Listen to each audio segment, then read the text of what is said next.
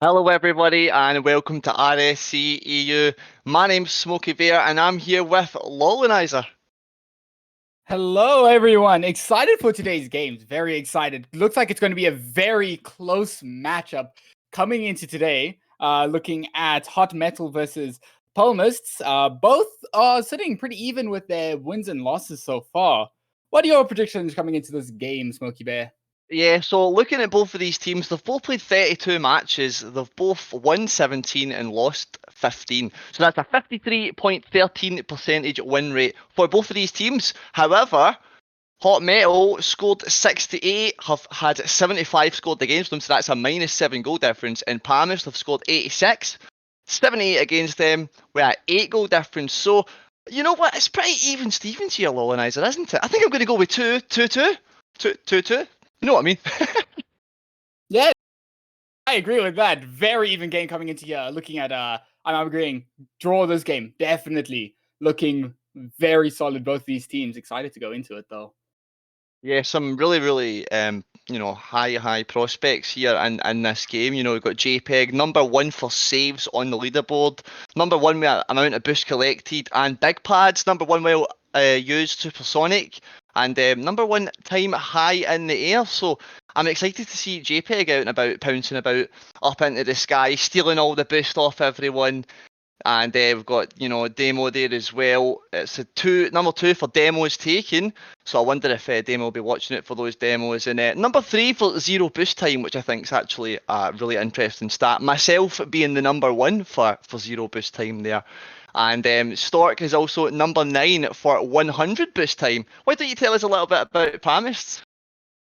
We're looking at Red Ren there. He's number 5 for getting the most demos inflicted, which is, yeah. And then number 7 for having 100 boost. That's always nice to keep all that boost within your team there. Mm-hmm. Then we have Hivers, number 2 for cycles.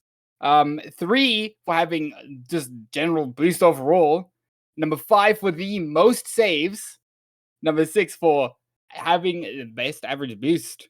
And then we have Masters having... Oh, he's actually only coming in. This is his 4th game this season. Yeah, that's right. 4th game this season, which is going to be exciting to watch Masters play. And we have Dirty Dwarf, number 2 for possession, and number 1 for the average distance to the ball. So, yeah, I think it really does go to show how even these teams are and the differences around the field that these players are going to be able to make these impacts. So, yeah, 2-2 from me. What's it from you, Lo? 2-2 from me as well. Looking pretty even in here. Well, I think what we'll do right now then is let the players know when they are ready. Because I know that I've seen one of the players there, they were itching to get on the field. And as we get into game number 1 here, I wonder if our 2-2 prediction will live up. Or if we'll get one of these teams off the bat that just absolutely comes out swinging and just really goes for it. Oh, Stock there using a Jeep. I like it. I see a Merc on the field as well. We got some interesting cars coming in here. And Red Ren is going to take some possession right away. Getting a bump on JPEG. Ivers. Sends it to mid. Ooh. Almost a goal there from Masters. Evers knocks on the ball. Yeah, it was a great attempt there. from the Palmas, trying to get that initial goal off the bat, and you can see them firing the pressure on, but Duck Demo there has just hit the crossbar from the defensive clear, setting up JPEG with an open net. First goal, bottom right corner, and we're only 30 seconds in. So yeah, after Palmas putting on that original pressure here, Hot Metals just took up the other side of the field, and yeah, Duck Demo there almost got in the way, had to jump out. Oh. You know, the crossbar almost delayed enough time for Palmas to get back, but not quite enough. Now Masters, does miss the ball over there. Ivers does keep the pressure going. And JPEG going on the counter-attack, denied immediately by Red Ren. Now getting the ball middle for his team. Ivers looking for the backboard. Will be taken away. Now Stork slams it out to JPEG. JPEG will be denied by Masters. And now, Hot Metal have some ball possession. Never mind. Havers coming in there. Looking for the mid. Oof, very close coming from Palmas. And just a quick update as well, just to let you guys know, this is week 5 in the Prospect Glaciers Conference. Oh, and this might be a goal here. It is. It's Masters. It's just fell so awkward there, and from the front post, and Masters has just placed that one away. Red Ren as well there trying. Like to see that Red Ren tried to put it in, but it was a little bit too awkward for him to put it in. Does get his teammate Masters there to come back him up.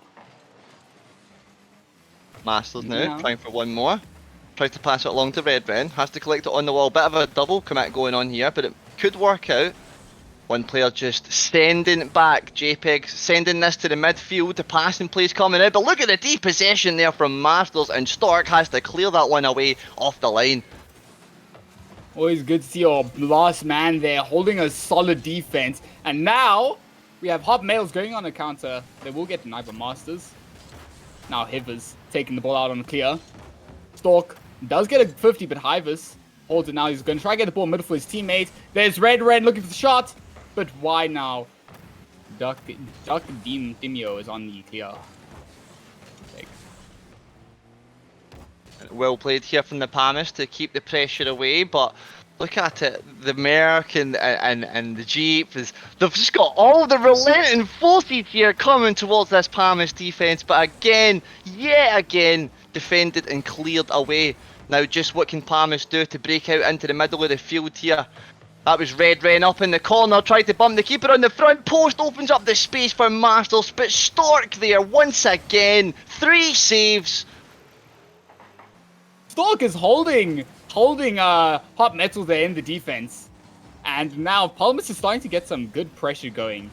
Not letting Hot Metal go into their side. As I say that, Hives does get there for the save. And now Stork, looking for a little solo play, does get 50'd away. And now Palmas are on the defensive line. Hives looking for the clear. And now Stork sends him in for... It's taking it out. Looking for clears. Yeah, I'm noticing this could break away here. I'm noticing a lot of physical plays in the midfield. I'm noticing a lot of... There's more bumps going on. Just as I was about to say the word, the players took it right out of my mouth. So here's Masters trying to swing this in here. But look at this defending on the front post from Hot Metal here. They're closing down that pressure. Not letting anyone really try and get close. Now here's JPEG managing to get the double touch, take it past Red Ren, but the bump there will just play off.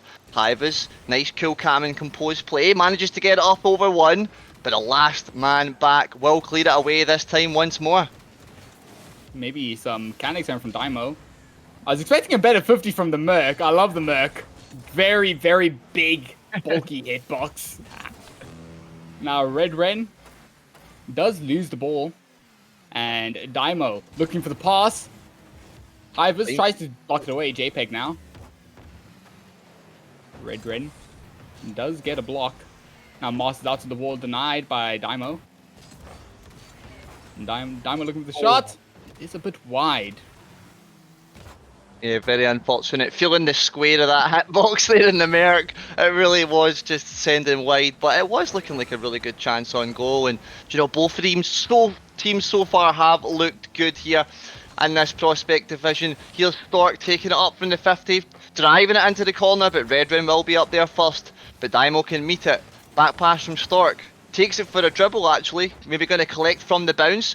Doesn't get the boost though because Hivas did. Can only try and play it back for a pass. But Daimo might find it up and over the defender onto the back wall. But there's no one there to close that down. JPEG there is a bit late but can make the pass to Daimo. But it was just 1 second too late. That could have been 2-1 here in game 1. But yet here we are in overtime. Very unfortunate for Hot Metal there. Ball rolls across the field towards the net as the timer ticks into 0 seconds. Keeping the game into a game 1 overtime. And Hot Metal are going to start the pressure immediately. Looking to get that goal that was denied by the overtime clock. Yeah, well that's just it, isn't it? That was a missed opportunity. A bit of a window was open, but they couldn't manage to escape. Now here's Stork. What can Stork do with this one? Not much there because Havis is all over it. JPEG in reply doing exactly the same. Stork driving a back pass here, keeping possession for the team. Now I think this is what we'll like to see. I think at this rank and at this level in Prospect, giving the ball away can be quite bad because some of these opponents are really good and they can just score from anywhere. So let's see who keeps it close to them, and you can see Hot Metal trying to do that here this game. Very true. It's definitely good, looking like it's going to shape up to be a very close series, I must say. And yeah, we're on for predictions. Yep. Keeping those predictions nice and true.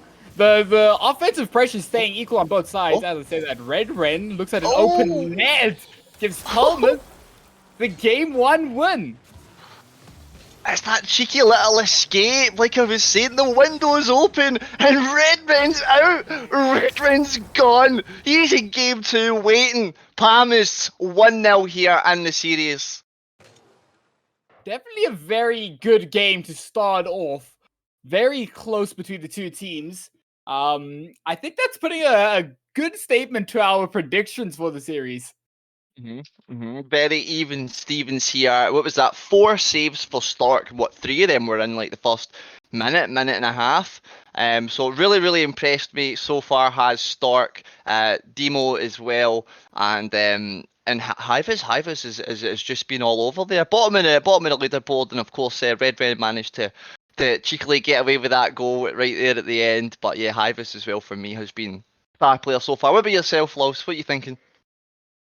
Yeah, I think I agree with that. Hivas. It has been pretty interesting. It was unfortunate for Palmas at the end of that game. Little outplay. For Hot Metal at the end of that game, not Palmas. But yeah. Yeah, and that introduction to overtime as well, that was unbelievable. And I mean, what a game 1. This is just the kind of likes and things that you'll see here in the Prospect division. It's always heartbreak, it's always moments of tears and joy, and I'm sure one of these teams will have tears of joy after this series. The players are on the field, they're ready to go, Lols. Game 2. Here we ready go. For game 2. Hot Metal versus Palmas. After that first win for Palmas on game 1, I'm hoping to see Hot Metal bring it back here, get this win. I was looking for the shot early. Daimo does get the save now. JPEG looks as if he could put a pass out from him, but no one's there. Red Ren does get a bit of an awkward touch out to the side. Stork 50s it back. Now JPEG on the ball, using that Team Liquid decal. Oh yeah, I just noticed that there. We get some maybe possible other car changes on the field. Oh yeah, the Merc's gone. The Merc's now transformed into an Octane, but there's still a Jeep on the field. Oh, Red going up, double touch to the crossbar. Masters, it's hit the post. Hivas is there to clean it up. Oh my goodness, that version of events could have went so differently if that ball went any more further past the post. But look at the trust, look at the faith in their teammates there and the Palmists, all ready to support each other on the play. There as it dropped on the front post, 1-0 now to the Palmists. And I believe we've had ourselves in this situation before, haven't we? And then Hot Metal scored one back. We have, yes. And maybe Hot Metal will take a turn of events this time, bring it to their win. Maybe that roller just before overtime will actually beat the clock into the net. Now, Palmist putting some pressure on, and there's a second shot coming from Red Ren. Hot Metal is being forced back right now, and Palmist are putting on all the pressure. Looking at scoreboard, Stork has 2 points. He's touched the ball once. Yep, 1 ball touch and 2 goals down for Stork and Hot Metal. And, Palmist here, they're starting to feel it a little bit more, aren't they? They're starting to get into that vibe, get into that zone. Here's the passing plays coming now. Just as we've seen them using the backboard, when will we start to see these infield passes coming out from this Palmist team? Now, Hot Metal with a bit of work to do. Here's Stork, just like that, like a piece of magic. I'm not sure if there was something going on in that back corner of the Palmist team, but that pass there from Demo again, using the backboard so efficiently. Beautiful. 15 seconds ago, Stork was sitting there on 2 points. Now he's sitting at the top of the leaderboard. Love to see it turning the event around. Hot Metal now trailing by 1. Havers looking to make it 2. Can't quite get it now. Red Ren keeping the pressure going. And Stork getting the clears. Yeah, Stork there. Up for loads and loads of 50s. Oh, Red Ren up for that 50 from JPEG. Completely committing on the high play on the sidewall. But it's working out for Palmist here. They're managing to keep that pressure on. All they had to do there was find that angle. That was all Havas had to do, but it was another great save there from Stork. Now, Stork going from 2 points to 196 as well. 1 goal, 1 save and 1 shot. If Stork can get himself an assist, that will be a full cycle on the leaderboard this game. Almost passing all the way up the field here, but here's Havas and JPEG dashing in to clear that one away. Palmist right now are looking very dominant in this game too. Not letting go any of the pressure as Havas puts a shot far left out of the reach of the Hot Metal defense, putting Palmist up by 2. That was a difficult touch there from Daimo as well. It just really fall to that awkward place of the field where your opponent can just push up, close that space down and put that in the back of the net. And that's exactly what they've did here. Here's Palmist now on the defence. Hot Metal not giving up. They're not melting yet. They're ready. They're hardened and they're good to go. Still pushing up from the corner. Here's Red Ren though. Flip reset to clear it away, get the pass to Havas, doesn't make the connection though. A team bump there coming in from Hot Metal has opened up that space for Palmist again, and I think that they can solidify this bit. I don't know if comms is going super hard right now, but if they can solidify themselves here, Lols, then I think that they can completely bring this game back. Still loads of time. Definitely 2 minutes left on the clock, plenty of time. And seeing that Hot Metal has found out how to deny some of this Palmist pressure, might give them a bit more of an upper hand than they had at the start of this game too. The Palmists are still not looking to let it go. Looking for some bumps in the goal line there. Couldn't quite get it. Ball floating around middle. Ooh, Masters with the 50. And now Hot Metal going for the clears. Little bump from Red Ren on Daimo. Hiver's back onto the backboard. JPEG up. Does have to go down. Now JPEG looking for the clear. Denied by Hiver's ball. Rolling towards net. Denied by Stork. Oh, wait a minute. We hit the post. That was so close. That big whiff there from Stork completely opened up that net. And then, of course, the good old open net glitch. Palmist here could be 4 or 5-1 up, but Hot Metal are holding on and hold on. Wait a minute, redirect to the backboard, possibly for the double touch, set up for the pass. Stork can't get it. Demo has to play up with no boost, so Hives will be able to just clear that one away. Masters trying to get that touch from the corner, and these are looking like 2 completely different teams here in game 2 as Red Ren smashes that one into the back of the net. Looks like we're not going to be getting an overtime in game 2. Palmer's putting in their 4th goal, making that lead up by 3. Hot Metal gonna have to figure out what they can do to bring the series back. Still 40 seconds left in this game. Can't quite count them out just yet. JPEG with a little whiff Stork there to bail him out. Now to Daimo. Dual team pinch onto the backboard. JPEG is not going to commit there. I do like that, holding that third man position pretty strong. Double commits onto the backboard from Hot Metal. Now Redren keeping the pressure on. Ball's floating around mid. Hives looks for the double tap, can't get it. Now Master sends it onto the backboard. No one's there to follow up. Now JPEG on the clear. Now here's Hivers up from the corner. Stork there, trying to get the read from the ceiling, but it will continue towards the Hot Metal defense. Masters playing it in one more. Great clear away from Demo. JPEG manages to find the redirect to the sidewall. Hivers manages to find a shot though, and it's cleared away. We have one more coming in. Back corner, but it's not in. It's hit the post again. Oh, how many goals could Palmers have scored in that match? Hot Metal are playing really well. I think if they can solidify that back line, sort out those rotations, then we're going to be overtime for game 3 and game 4 right here. But if Palmers continue the way that they're going, 10 shots there for Hivers, lols. 10 shots in one game. We saw a lot of pressure coming from Palmers throughout that whole game there. Hot Metal was just stuck in their defensive line, unable to push out. Till closer to the end, they were starting to figure it out, but Palmers just kept on piling on that pressure, making it very difficult for Hot Metal. I think, is it too late to change my prediction?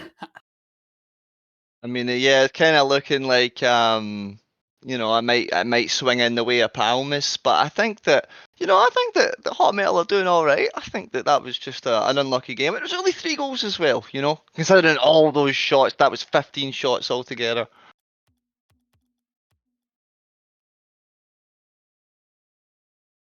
And I think Hot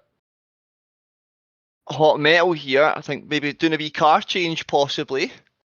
And as we're waiting for Hot Metal to rejoin, then looking back over the last 2 games, that game 1, it was really, really close. It didn't really look as if there was much between these teams, and I felt like the Palmists maybe were less panicky in that game too. They managed to find that space a lot more better. But yeah, that game 1 was really, really close, Lows.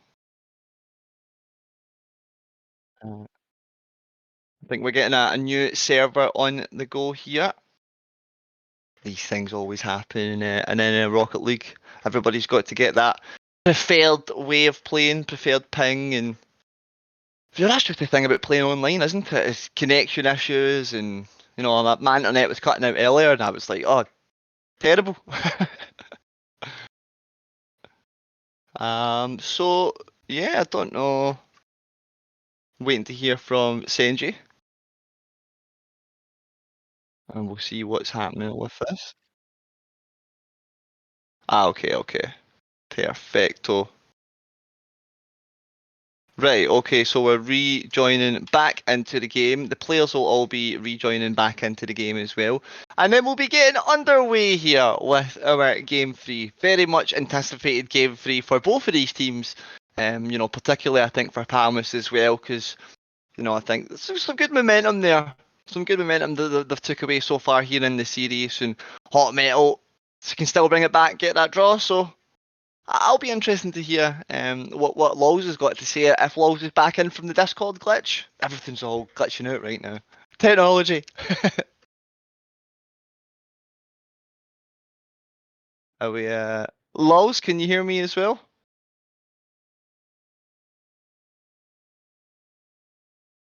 Yep, I'm also getting in on that right now. Also can't seem to get into the lobby myself. Right, okay, here we go. I think I'm in now. We're getting travelling to Sovereign Heights, but there's a traffic jam, a big traffic jam on the road, and everybody's Octanes and Phoenix are pulling up now, I believe. Or maybe we'll see. I think we've maybe still got the Jeep from Stork. Oh wait, I think I can see the Jeep coming down the road there now from Stork, and maybe is that an appearance from America again? Oh, we'll see. But yeah, I can't hear Lows as well, so I'm wondering if maybe there's something going on there. I can hear. Yeah, there we go. There we go. I just decided to take a little break over there. Yeah, everybody's just having a day off today. That's what it is. I can't find the well, apparently we got disconnected from the game there. Yep. Servers. Psionics, please. Please, Psionics, fix the servers. It's putting me in an SA game. Did you get the new details? There's new details. Where are these things at? Yeah, add a one on at the end. Add a one on at the end. And I wonder who'll be adding a one on to their series and team wins at the end of this game. Because of course, now we've had a little break going on technically, it's almost like a little tactical timeout, isn't it? Like, all the players have got a little few minutes to chill back, sit back in their chair and go, right, okay, in these two games, here's what's happened. What do we do as a team now to get back into this series in game 3 or to take this series and go on for the win in game 3 or 4? So, and I think I'm going to stick with my original prediction. I think I'm going to stick with 2 each. I think Hot Metal here, they're going to take this break, right? They're going to come back at swinging, and they're going to win these next 2 games. Are you changing your prediction, Lows? I like that. I like that. Yeah. Come on. I want to see Hot Metal come back. Then you look dominant. That's all. They're just going to come in here, guns blazing, all the pressure. Palmers are just going to be pinned against that back line throughout both games. I think that's a nice way to end this one. Let's see what happens. Yeah, let's see what happens. And I'm just having a little count of all the players who's in here right now. 1, 2, 3, 4, 5, 6. So yeah, we're still waiting on a player or 2. I think they must still be in the changing rooms right now, changing their tyres, or maybe there was a few broken axles in that last game, Lows, and I think maybe there was going to be some repairs going on to fix those axles. Maybe we get the Merc back. Yeah, that's what I was saying. I could see the Jeep coming down the road, and then I was wondering if I could hear the roaring of the Merc engine as it's coming up. Starting to see. I'm hoping to see the Merc back. I really liked to see that Merc in the first game. Now we're heading into game 3, starting up over here. Do we have a Merc back? Looks like that's a no. And it looks like the Jeep's gone. It's Octane Central, right? I don't see a Fennec on the field or nothing, Lols. There is nothing but Octane. And Palmist. Oh! Hivers puts the opening shot for Palmist, showing that they are keeping that offensive pressure that they were getting throughout the last game. Yeah, that was a crucial first goal here for them, but it's very early on in the game. They're going to have to hold on to this lead now. And Hot Metal, they know they've got that little added bit of extra pressure. Will that unlock anything special in this team? Duck Demo here, managing to score. Oh wait a minute, it's the crossbar. Stark, it's put in. I was just saying that. I knew there was something yet to be unleashed from this Hot Metal. They have been waiting for their moment. Could this be it? Great goal there from Stark. I think it's it. I'm ready to see Hot Metal now take that momentum coming from that goal there to tie up and take that all the way into game 4. Starting to get some pressure now, right off. JPEG will be denied by Masters. Now Daimo looking for the pass. Does attempt into the corner now. Masters going to go for the clear. Daimo does deny it. Now, Red Ren going to take it along. Denied by JPEG. Now Hivers looking a little bit awkward. Pass out to Daimo by mistake. And Daimo gets rewarded a goal for Hot Metal.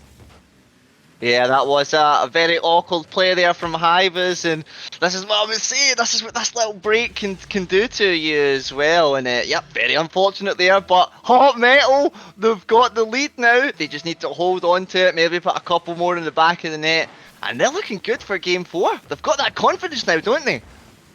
They definitely do. They've definitely changed a little bit of their game plan coming into game 3 here, and they are holding Palmas back a bit better. There is still 4 minutes left on the clock. Palmas do have plenty of time, but Hot Metal are going to constantly try to largen that goal differential. And now there's a little double commit coming from Hot Metal there, and a demo from Red Ren. Just clearing away some of that pressure coming from Hot Metal. Yep, and that's what they need to do. Palmas, they need to close down this Hot Metal confidence, close down this Hot Metal pressure, because there's a lot of pressure in Hot Metal right now. And Daimo there managing to see that one away. JPEG, look at all that space. It's a really, really weak touch though. Quite unfortunate, because Red Ren's going to have a little bit of time to try and control that. Does so, but Daimo was all in their face there, nearly opening up a chance, but Masters will now try and switch it up for Palmas. I'm seeing a lot more demos coming out in this game, and there is a shot by Hivers. Hot Metal, unable to defend it, brings the game to 2-all. Backflip coming from Daimo there, slowed down the ball by mistake for Hivers. Hivers gets a beautiful shot in. Yeah, Hivers, that's 2 for 2 so far. 100% shooting percentage here. And at this game 3, last game was 10 shots. And it was like 1, 2 or 3 goals. Can't remember exactly. But yeah, this game Hivers is all over it. Hot Metal are going to have to try bring some more goals onto their team here if they wish to win this. But Masters are going to show that Palmas is holding their lead that they developed between game 1 and game 2. Hot Metal gonna have 2.5 minutes to answer that goal. Yeah, they had the lead and now they're trailing it by a goal. A bit of work to do yet here again for Hot Metal, but this seems to be when they're at their strongest, when they've got that work to do.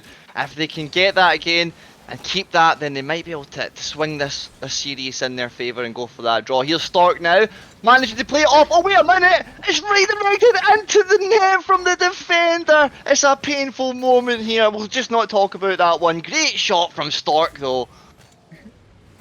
Stork gets gifted a little one from Hivers there. That is the second gift coming from Palmas to Hot Metal this game. Wonder if that's got anything to do with some team mentals or what's happening there. But yeah, well, it's good to show you as well, pressure. Definitely, but Hot Metal is going to take those 2 gifts and use them to the best of their advantage here. Red Ren putting some pressure on. JPEG will take it away. Looking for the counter attack, does try to dunk on Masters. Masters does get a touch though. Ground pitch from Stork. Red Ren denies. I like to see the physicality. I've seen quite a few demos thrown around the field in this game.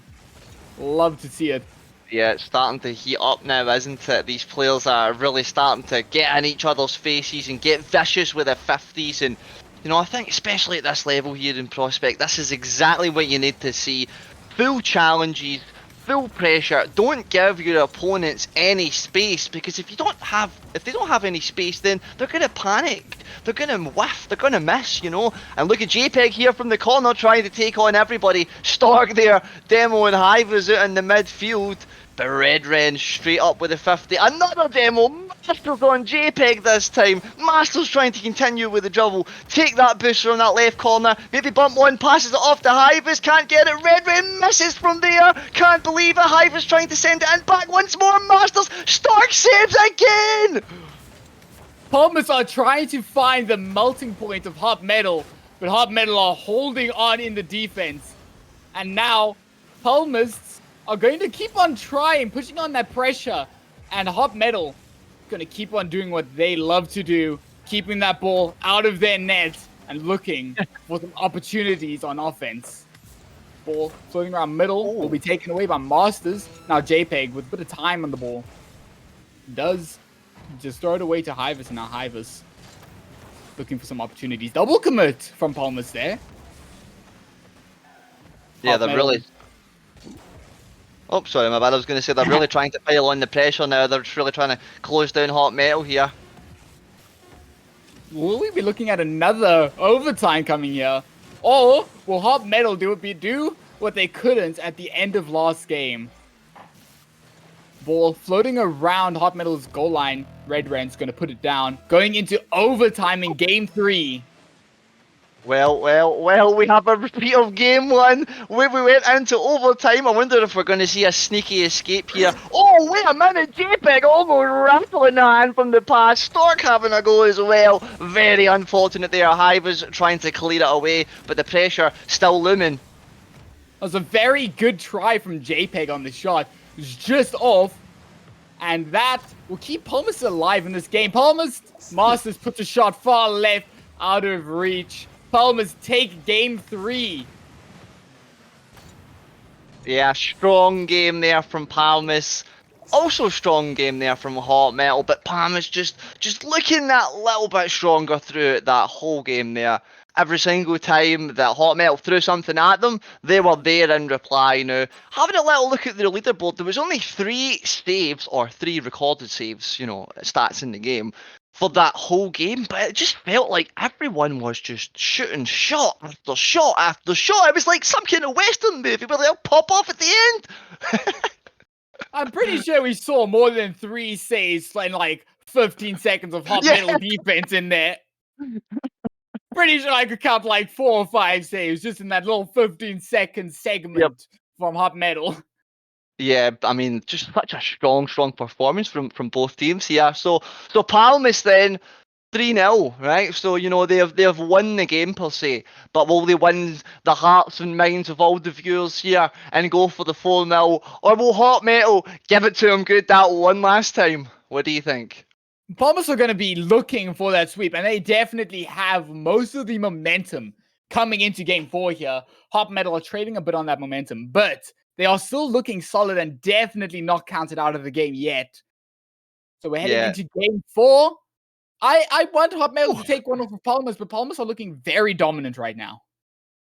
Yeah, they're looking, you know, pretty good all around the field, and we've seen hints of these infield passing plays, you know, aerial redirect, crazy goals, crazy clips, and, you know, we've had a few clippable moments so far here in this series, and yeah, we're week 5 here in the Prospect, and big thank you and a big welcome to all of our viewers. My name is Smokey Bear, I'm here with Lozina, and we're here bringing you guys the action as Red Rain. The Lush is just kind of sunk in from the side. Well, what's happened there? Looks like he put a shot off of the corner onto the sidewall and it just floated in. Oh. Look, I think was reading the shot from Hivers, but Hivers is going for the fake. That makes it 1-0 for Palmas. While we're in game 4 as well, we might mention that both of these teams had won and lost the same amount of games before this series started. But after this, one team is going to be set down on the win-lose, and it's already been confirmed that it's probably going to be Palmas. Now Red Ren does get demoed by Stork. JPEG looking for the shots. Now Masters going for the clear, does get a miss on top of the ceiling. Dymo puts onto the backboard, double commits coming from Palmas defense. Now JPEG, double commits coming from Hot Metal.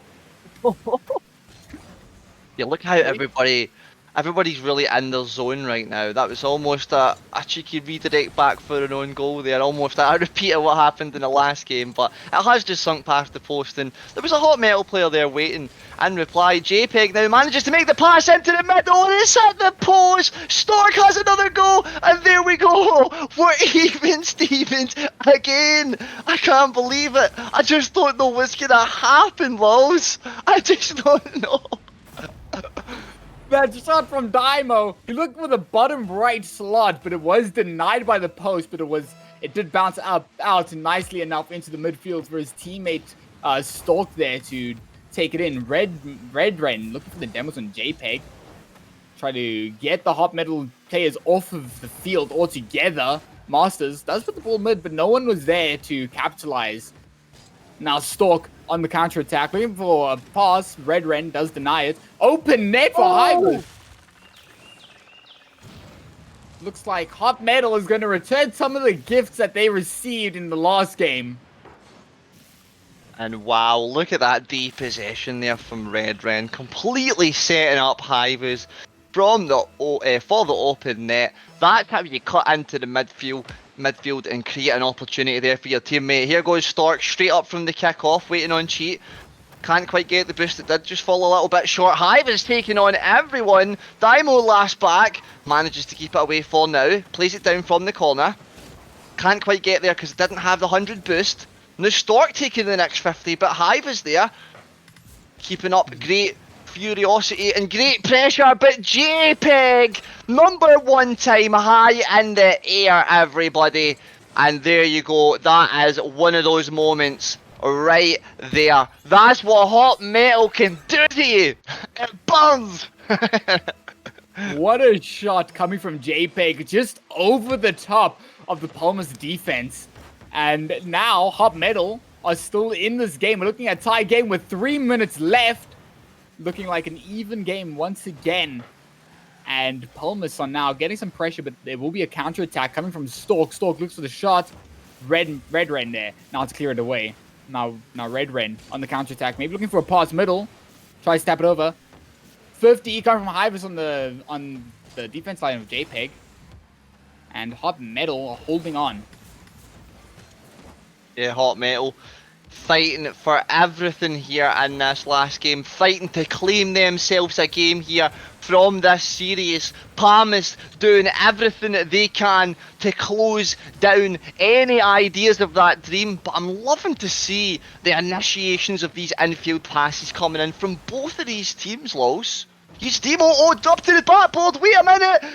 Oh, Hive is nice, clear there, takes it away to the corner. JPEG taking on not one but 2 players to a 50. Stork going, still going, Masters last back.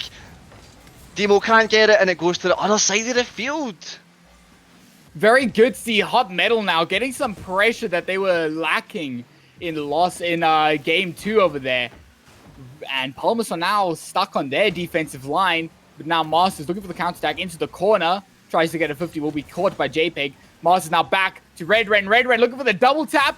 It will be denied by Daimo. And now Daimo going on the counter-attack. Tries to flick it over Hivers, but Hivers does prevent that. Now, ball going into mid. JPEG with the clear away to Daimo. Daimo can't quite hit the ball, and now it's Stork. Oh, the demo. That's it. Oh, sorry, you go. Nice. I love seeing these demos coming from the teams. Always something I love. Getting rid of the just any players off that field makes it so awkward. And there's Red Ren breaking the axles of Hot Metal with a fake. That was nasty. Oh, geez, that was like one of the most beautiful fakes I've ever seen. So calculated there from Red Ren. 3-2 to Palmas. Just 1 minute to go. Demo has to clear it away. That was going to be a definite goal there again. Hive is trying to set up one more to the backboard. Goes for a double touch. Can't. Masters goes. Can't. JPEG here. Hot Metal in reply. Trying to take it up. 40 seconds to go. Throwing everything they've got at this defense right now. But look at Palmas. They're just throwing it back up the other side. Hot Metal are trying to bring this back. Bring it to another overtime. But Palmas are not allowing that to happen. Stork now gets 50 going up mid. JPEG not gonna opt out, and Daimo looking for the shot. Just off the crossbar, saved away. What a touch. Denies the shots. And now it's Hivers on the counterattack. Daimo running back, gets bumped away. Stork will get there in time. Clock is ticking down. Time dripping away. Hot Metal are still trailing by 1. And that is game 4 to Palmas. Wow, what a way to end the series here. Palmas going 4-0. Hot Metal going to the very end there. Absolutely breathtaking moments here. Wow, that whole series was so even. I can't believe we didn't get a 2-2. I can't believe that was 4-0. I can't believe it was 4-0. Palmas played absolutely amazing. But the closeness of all of those games, Lows. Wow! Palmas may have gotten a sweep coming into that, but that was an extremely close game between the two teams. Both teams were holding some very good offensive pressure at times. The only time we didn't see a 1-goal game was that game 2, where it was a 4-1 win to Palmas.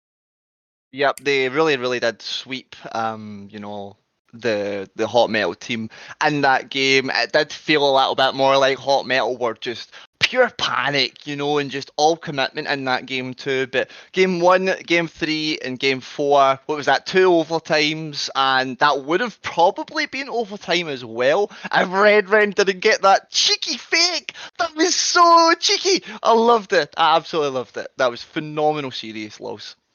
I love to see the face coming out, getting rid of your opponent's axles. You know, that was definitely going to be sent to that repair shop we were talking about earlier. Yep, that repair shop is going to be busy tonight, and I mean that was only our first series, wasn't it? We've got a whole other series, and it's me and you that's doing it. Hey, Indeed, it is. We're going to be back for the next series. I'm really excited for it. That's going to be Falcon Night.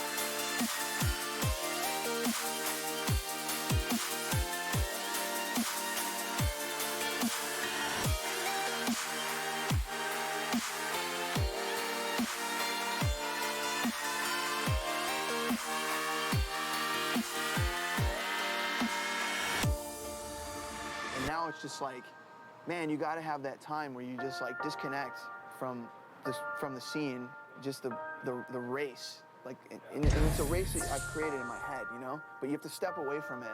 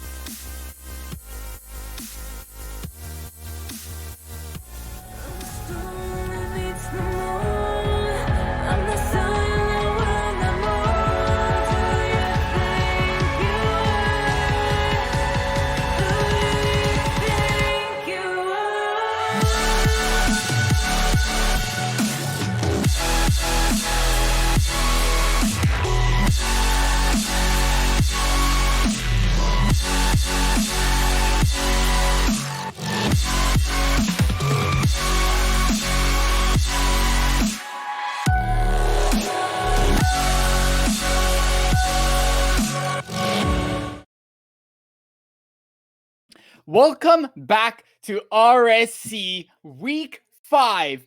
I am joined here by Smokey Bear for this elite game of Huldra versus Vanguards.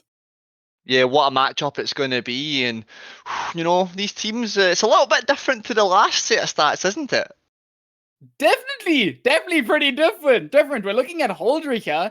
Currently, the first place seed have won 23 games and lost only 9, giving them a 71.88% win rate. And then we're looking at Vanguard's 5th place, having won 17 games and lost 15 with a 53.13% win rate. So I think Huldra are coming here with a little bit of a upper hand, looking at the favorites. Yeah, they're looking pretty good here. And in terms of goal difference as well, Huldra have 106 goals scored, 69 against. It's a massive 37 goal difference. So looking good for them on that. And Vanguards as well, 73 goals scored, 73 goals scored against, which a 0 goal difference for them. So, you know what, I think that Vanguards could have a little something to show here. What do you think about Huldra, Lows?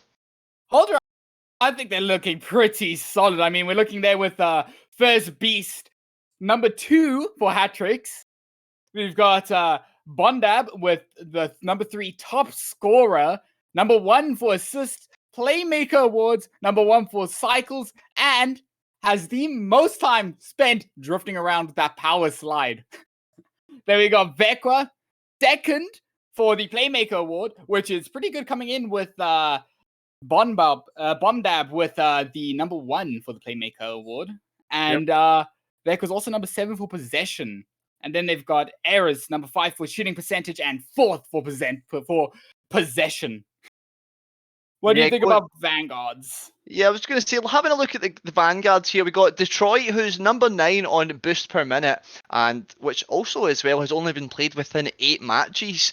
So I think that's going to have a good sort to show how Detroit's going to take and use the boost in this game. We've got RMD08, number 9 on MVPs, number 8 in hat tricks, and number 8 in amount of overfill stolen. Now I love to see some good boost deals. And then we've got Sato, who is our ERS Challenger playoff winner as well. Massive victory that was for them, and is also in the top 10 for average boost amount. So we know, just from the main 3 in this team, that they can hold on to that boost and use it for them. Then we've got Sarisa, which has not no top 10 stats, sorry, but 12 goals and 7 assists in 16 games, which for who I think is the sub player doesn't seem to be too bad at all. So yeah, both of these teams looking absolutely cracking for this series tonight, Lows.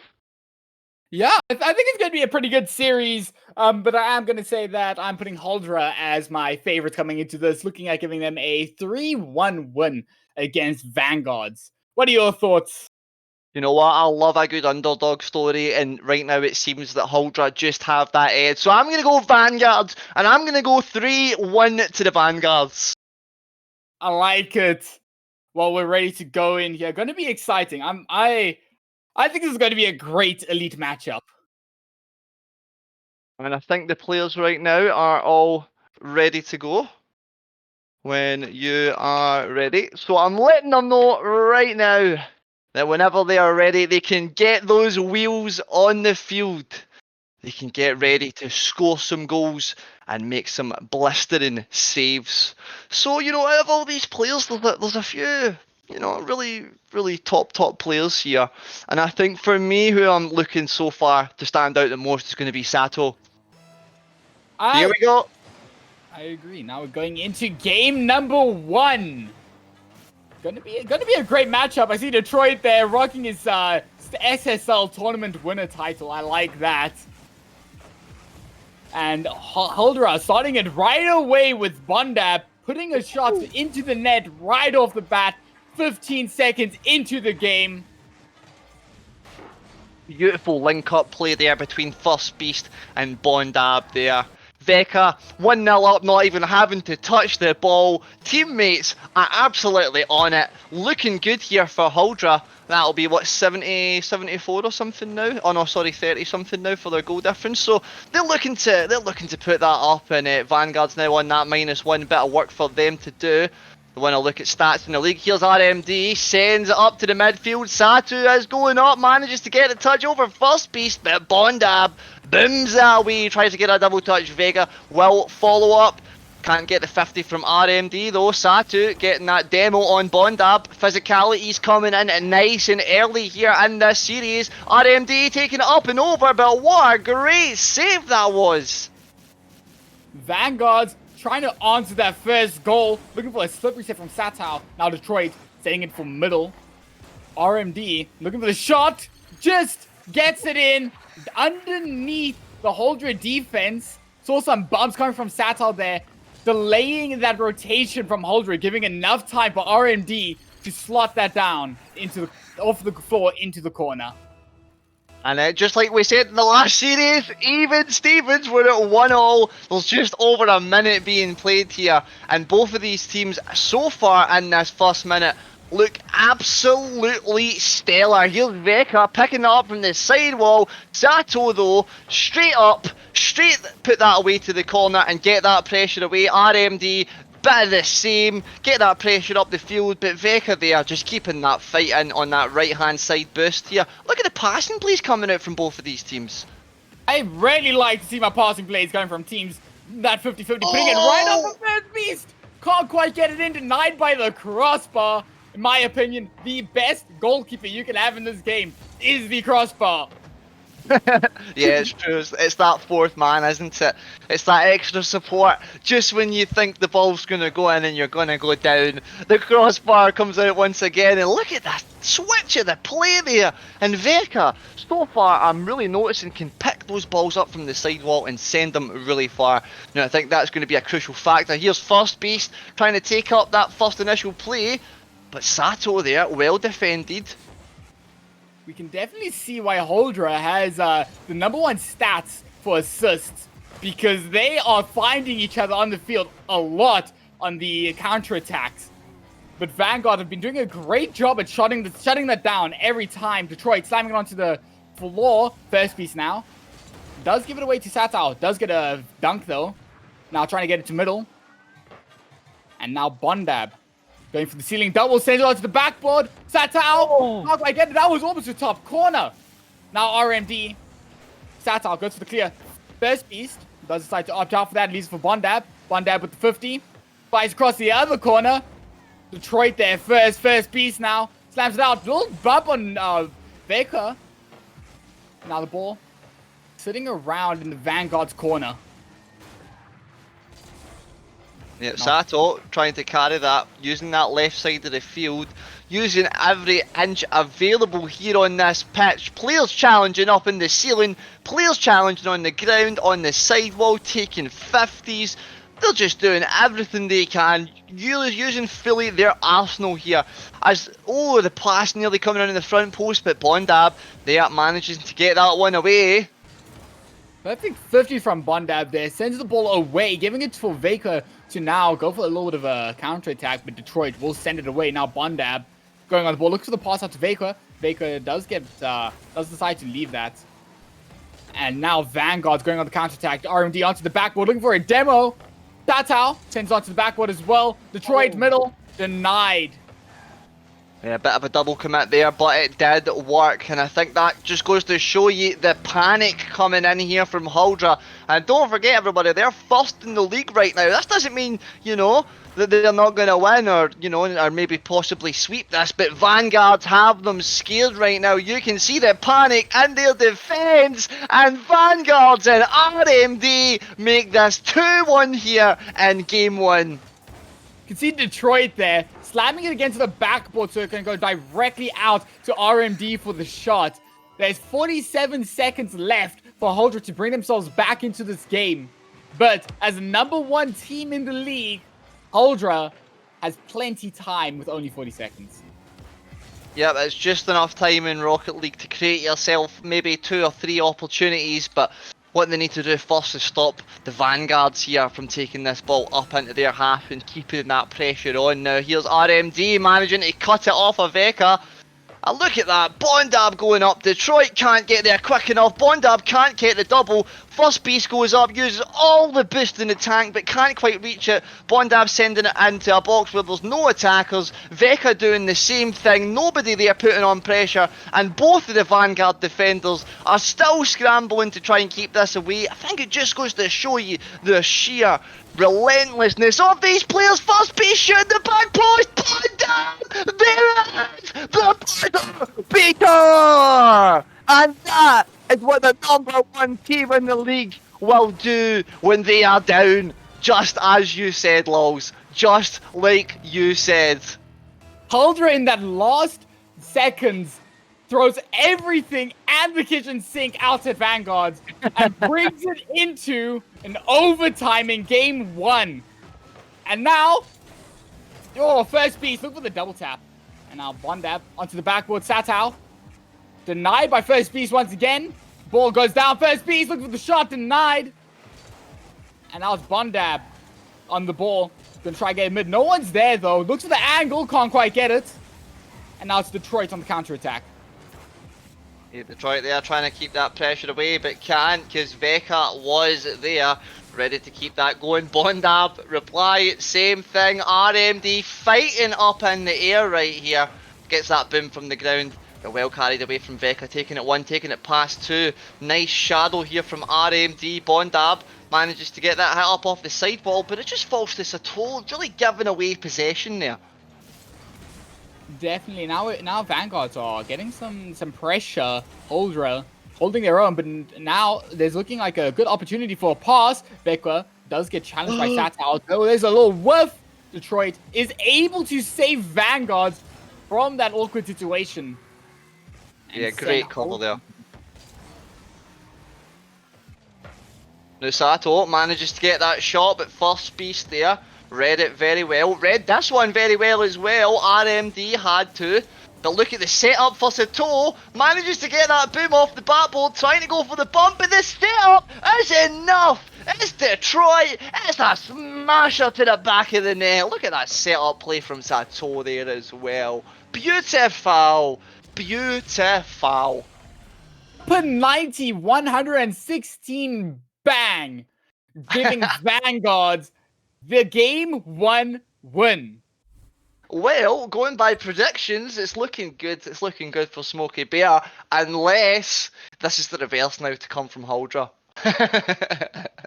I'm hoping Huldra stick to my prediction, yeah. I'm pretty sure my version of the script starts with Vanguards winning. Now we just have to see Huldra bring it back. First game was very, very close between the two. 3 saves there for RMD as well. You know, I think that could have been maybe a little bit of a different story if Huldra had managed to break that net a lot more. You see that's like 12 shots for them, and I think it was less shots than that. I know, at least for Vanguards, but critically they've found the goal more times than Huldra. And Huldra right now trailing 1-0 in this series here in the Elite Conference. We definitely did see Vanguards putting some very, very difficult shots for Huldra to save, which gave them a higher shot goal ratio. I mean, we see their RMD 2 shots, 2 goals. So that placement coming out from Vanguards makes it very difficult for Huldra. And now we're heading into game number 2. And as we head here to Forbidden Temple, I wonder if we'll see any forbidden double commits for Forbidden Flicks. Per se. Going off with kickoff number 1, who's going to be victorious? It's Detroit, but gets deleted straight away. Absolutely deleted off the field there. Huldra give no time for Detroit after he gets some possession there. And now the ball's floating around middle a bit. RMD doesn't quite have enough boost to do what he wants there. Bondab does get a 50. And now it's first beast. Does send it for Detroit. Detroit tries to challenge that. Now it's Bondab. Flips out to mid. Satao sends it away. Veka looking for the shot into mid. RMD's there. Not the person he was looking for. Detroit does get a bump on Bondab. Prevents it from jumping. And here's Sato now trying to hang on here. As Huldra are taking shot after shot at this defense, but RMD true to the stats there. Another save on the leaderboard for them here in this series. Pass to the back post, but Veka will get up and clear that away. And First Beast is just running away with it, but the save from again RMD. Once more, saving the Vanguards from going down. RMD heavily holding the first goal from Holdra away. And now, he's looking for a 50. He does take some possession. Decides to leave for Satao. Satao gets 50 into the corner. Now it's RMD with the shot denied by Bondab. Now Veka going on the counter. Detroit looks for the double. Oh! Gets saved on, but dunks the save. Wow. Unfortunate for First Beast. You see there, he hit it onto the backboard, but his back tires send it right back into Detroit's car for the first goal of Game 2. 3 minutes 30 left for Holdra to respond. RMD onto the ceiling, looking for the double ball, rolls down, and now it's First Beast on the counter. Yeah, having to flip back that pressure now. He'll do Holdra. First Beast now, trying to lead that charge, but here's Detroit, the destroyer of dreams, trying to get that one away there, but can't quite do it this time. Satu having to take over that charge, and it nearly 50'd off a Bondab all the way back to the net, but who's there? It's First Beast. First Beast up in the sky, taking it up and over, but loses it a little bit, and RMD, bit of an easy collection there. We see some physicality coming from Holdra now, as they're trying to put everything they can to shut Vanguards down. Need to get one goal, bring it back into this game. And now Bondab going for the clear. First Beast, ball flies into middle. RMD will take it away. And now it's Vekwa with the shot, almost in. First Beast with the free shot, 1-1. 2 minutes 30 left on the clock. Yeah, all in the setup there. Veka even taking out Detroit, whether it was with the prediction, whether if it was with a slight bump, we didn't get to see it on camera there. Either way, did the damage and opened up that goal for First Beast to smash it in there. Now Veka possibly setting up another here. First Beast hits it wide, very unfortunate. Now here's Bondab, can't do much with it. RMD is going to have yet another easy collection, taking their time here. Even goes out for the fake. Oh, wait a minute. It's went in. Oh, my goodness. Serious after serious. Fake after fake. That body shop garage and mechanics are going to be very busy after all the broken axles we're seeing today. Vanguard bring it to 2-1. And now it's Bondab on a 1v1 against Satao. Tries to flick it over. Satao does deny. First Beast fakes out RMD, and now it's Satao on the clear. Veka sent it into the corner for Bondab. Bondab will be beat by Detroit. Now Detroit takes out Demo coming from Satao on First Beast. Miss on the open net. Passes it back for Detroit. Will be denied by Bondab. That open net is definitely by far the hardest mechanic in this game. Yeah, that good old open net glitch gets everyone. Here's Detroit coming in from the corner, but look at the furiosity of these players. They're just jumping up with such determination and creation as well. They know exactly what they want to do with it. It's just one of the hands almost managed to slip in on the back post there from First Beast. RMD trying to cut that one across the Sato, but it's been cut out there once again. And Holdra have been bumped off of this. The bumps coming from both teams have been very good. There's a shot from Detroit. Open shot at an open net. Not sure quite what happened there. Vekwa went. No one was behind him after First Beast ball, leaving that open net for Detroit. And Detroit knows this time not to miss that. Yeah, that's 3 goals and 2 shots for Detroit. So even getting that goal, of course, that was assisted by those by those Huldrat defenders, and you know, they're really taking that team who's at the top of the league and making it look like an easy game right now. Here's RMD passing back to Sato on the wing, up to the bubble. Sato once more back down into the middle. Detroit can't even get it, and look at that huge clear from Bondab. Surely this will open up some space, a bit of breathing time here for Huldra. Huldra getting shut down heavily by Vanguard in this game 2. 30 seconds left. Huldra are 2 goals behind. First Beast misses the clear off of the backboard, but there's a little 1-2 pass play on the counter-attack. Vaqua shooting the shot in, getting a pass from his teammate Bondab. Oh yeah, and Detroit and no man's land there. And those beautiful passes will work in those situations every single time. Now Huldra with 21 seconds left on the clock, pushing here for this third goal. Here's the demo, here's first piece, can't make the connection, and Veka has to play it off to the side. Another open net glitch over there. Very difficult shots to score, always the open nets. And now, Huldra lose game number 2. First Beast look like he's gonna go change his vehicle. Realizes that maybe the mechanic needs to do some work on his current car. Yep, I think few cars going into the garage here. But I'll tell you, those mechanics better be on double time because, like you said, the amount of broken axles that we have witnessed here on stream today have been absolutely phenomenal. Absolutely phenomenal. I think that the physicality in this game as well has really been stepped up here in this game too. There was a couple of demos, but you know, that was it. And I see a message in the chat. I think we're getting a sub player coming in for the next 2. So you love to see it. Come on, a sub player coming off the bench. I always like to see the sub players come in and do a couple games. Always very entertaining.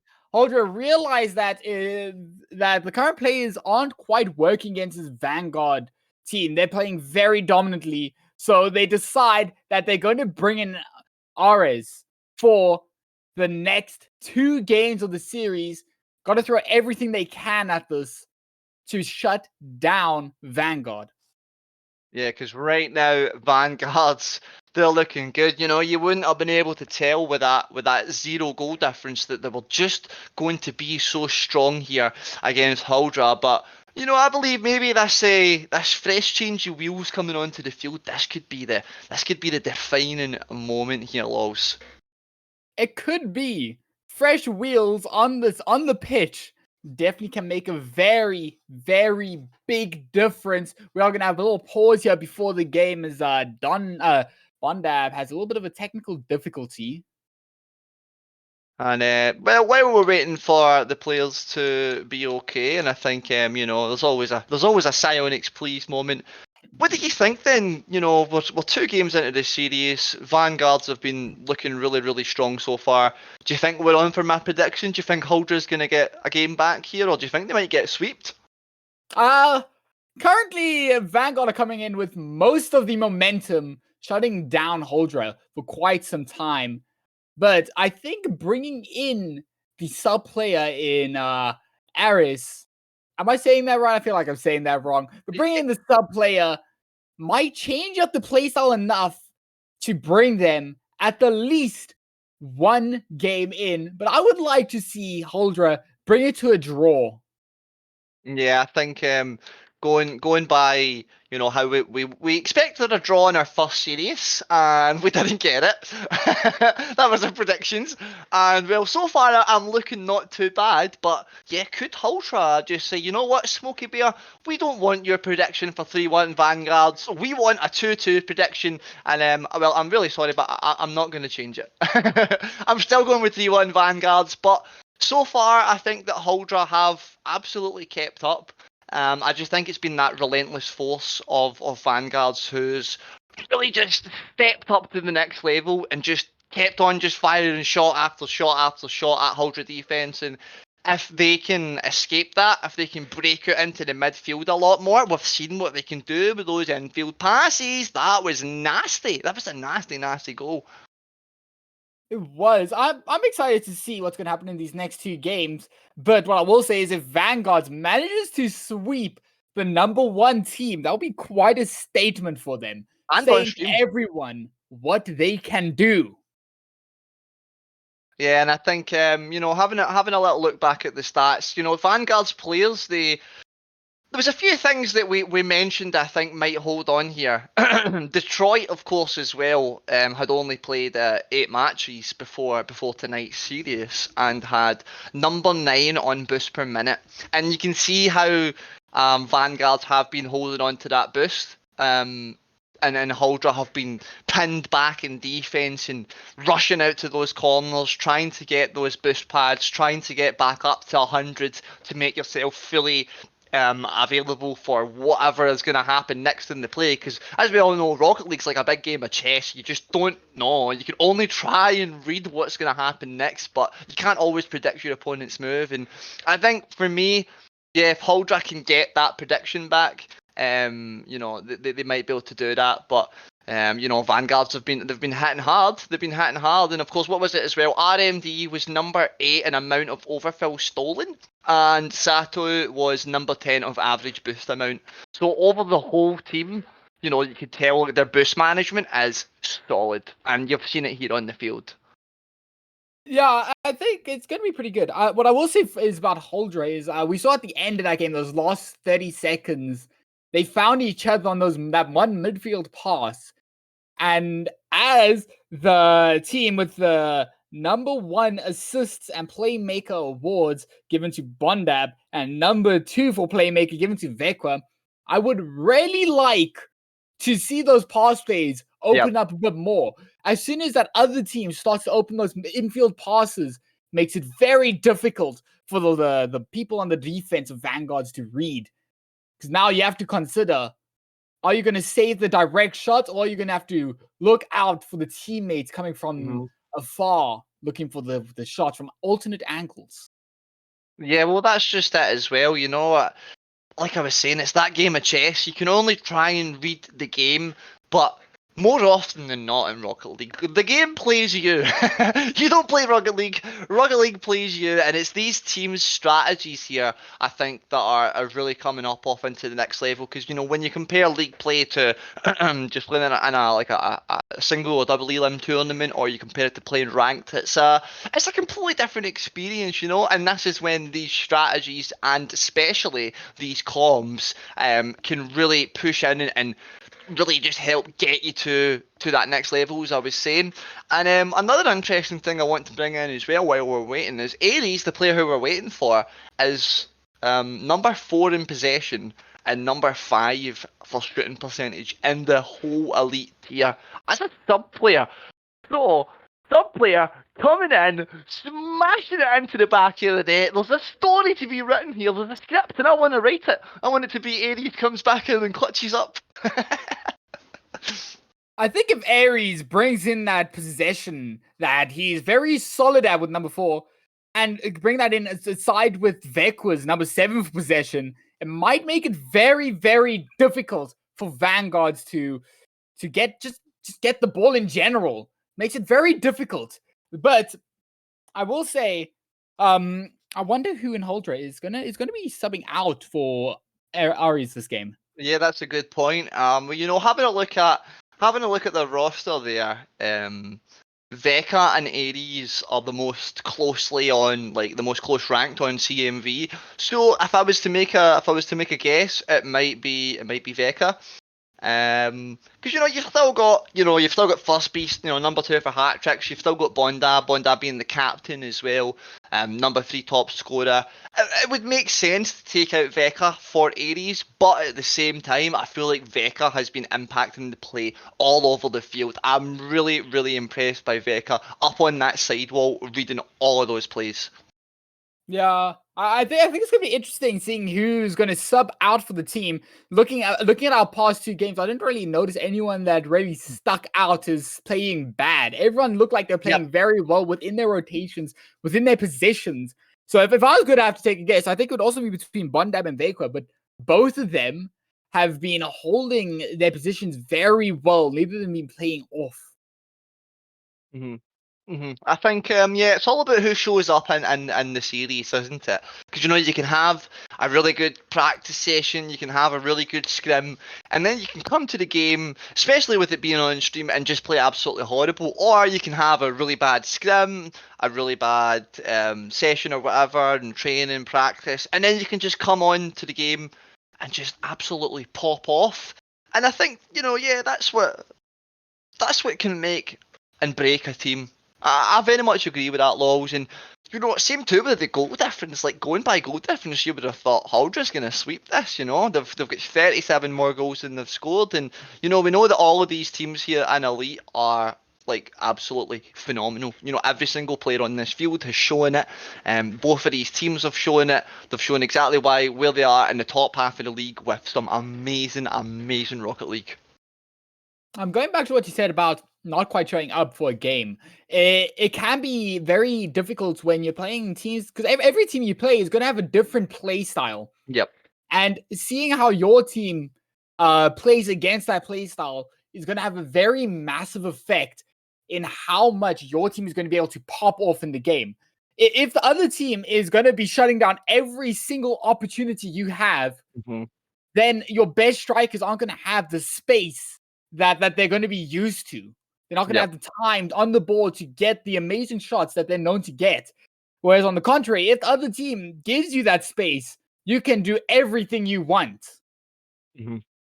That's just it. When you've got that space, you've got that bit of cushion, you've got that comfortable, like, okay, I might not be able to score this, for example, but I can have that bit of thinking time to take it down to the ground and try and beat the player. You get that little extra bit of thinking time. And I think as well, just to add on to what you're saying, if you eliminate that thinking time from your opponent team, well, they're just going to have to go on their instincts. They're just going to have to go on their muscle memory. And I think that's when these star players start to come out. They know they have that initiative.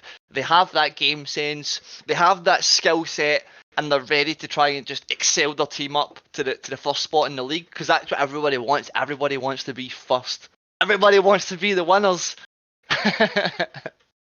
Definitely. It is unfortunate now. I'm seeing in the chat that Aries is not going to be playing in the game. I think they're having too many technical difficulties coming into this. So we're going to be sticking with the same roster.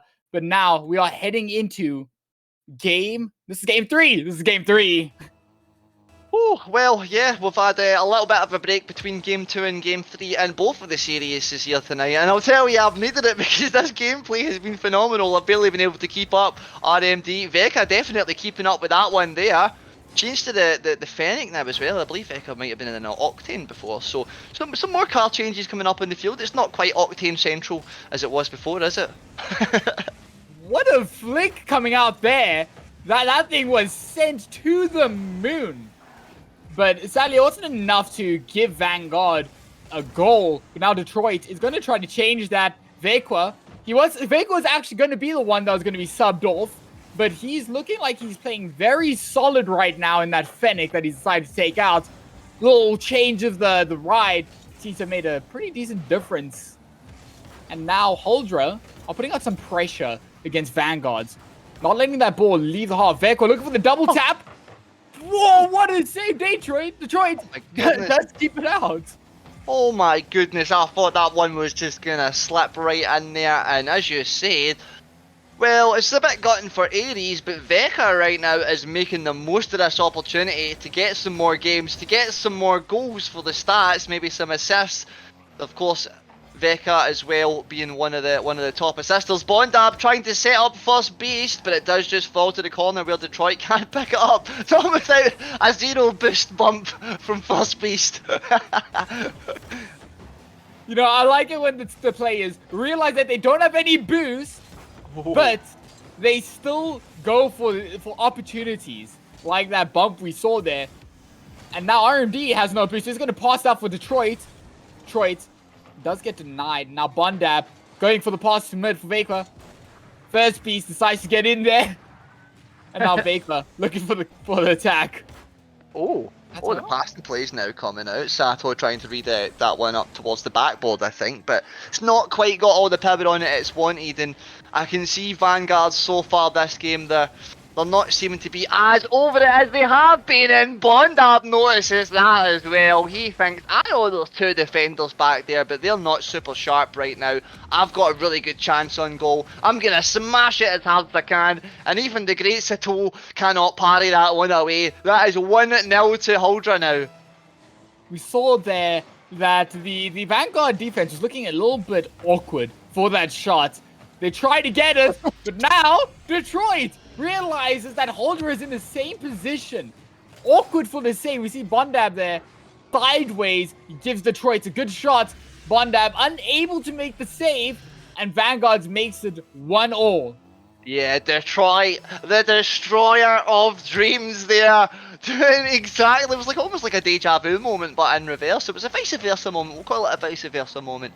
Now here's Veka, can't get that read from the sidewall, has done many good ones, but not this time. First Beast here, trying to lead that charge, Bondab can't quite get it either. Veka, last back, a save on the leaderboard for them now. Bondab gets a banger clear. Makes it a little bit awkward for Vanguard. Now goes for the shot. Almost up caught, but Satao is there to deny. And now Demos coming from RMD on first Beast. And Vanguard on the attack. Veko does get the clear. Now it's first Beast.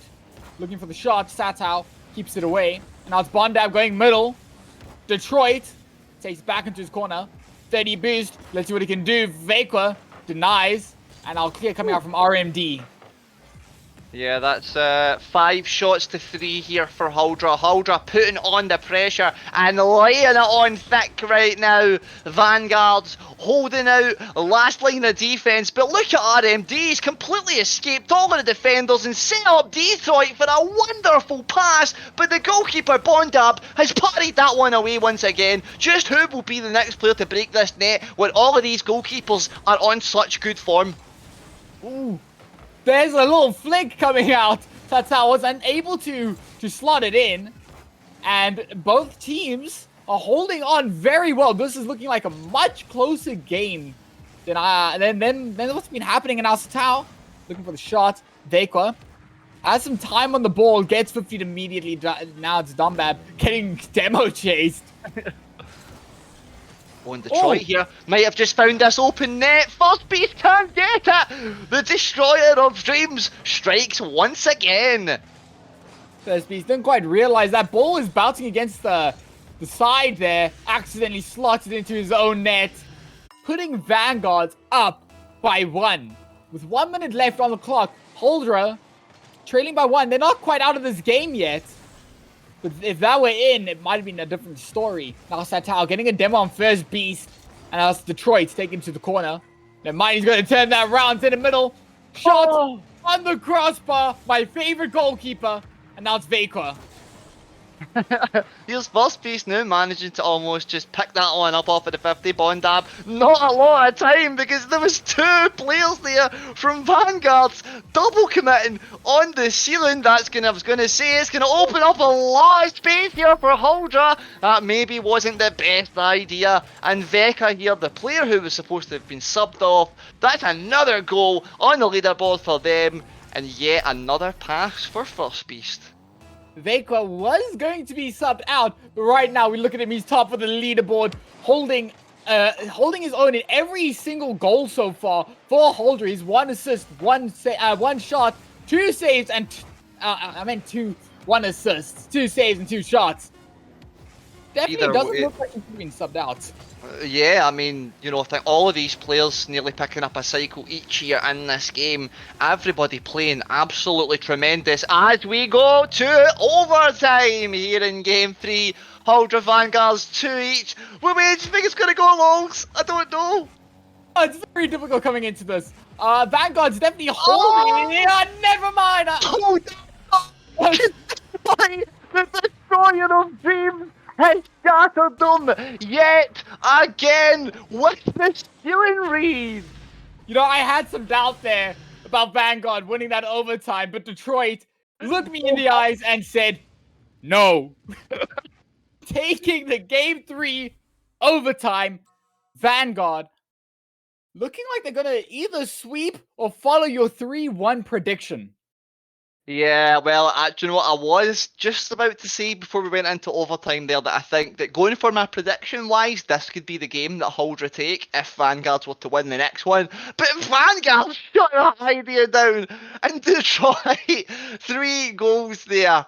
Wow, I mean, just really, really strong performance from both of these teams. I can't open. I don't want to watch this next game, lols. I don't know how it's going to go down.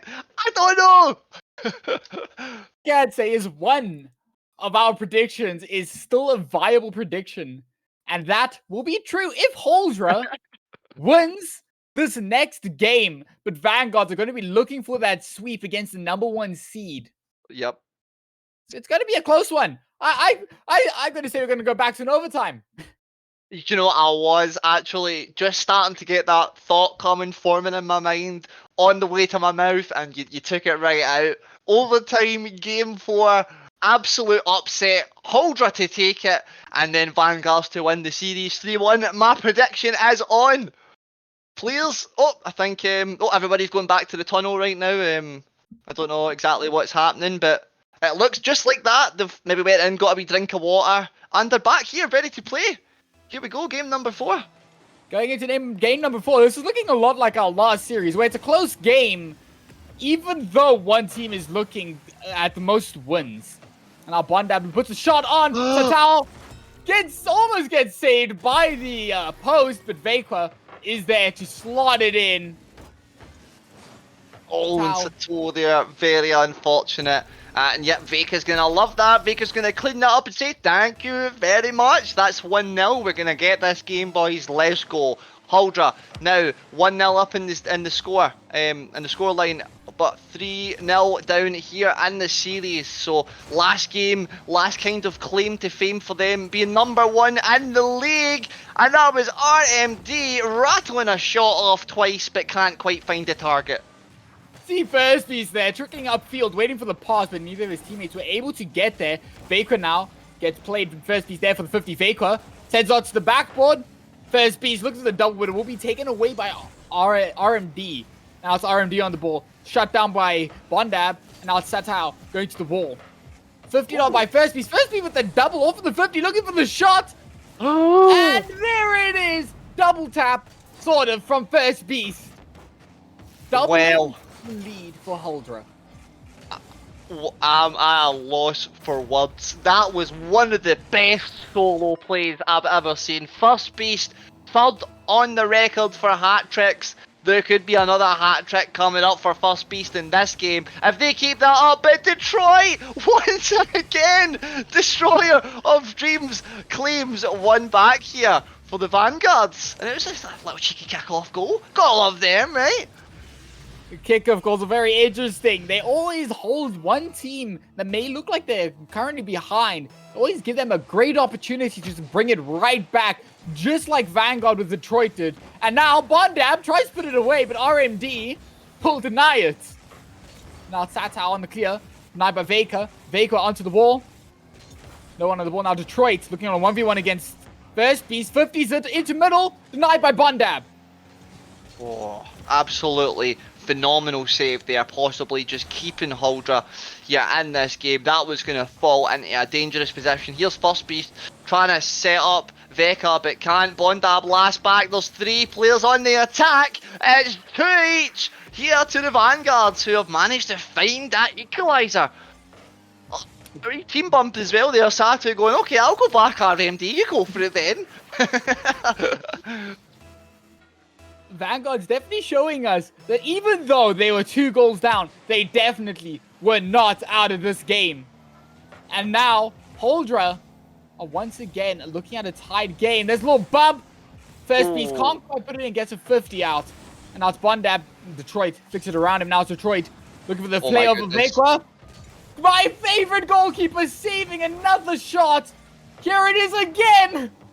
Crossbar. Best Defender Award.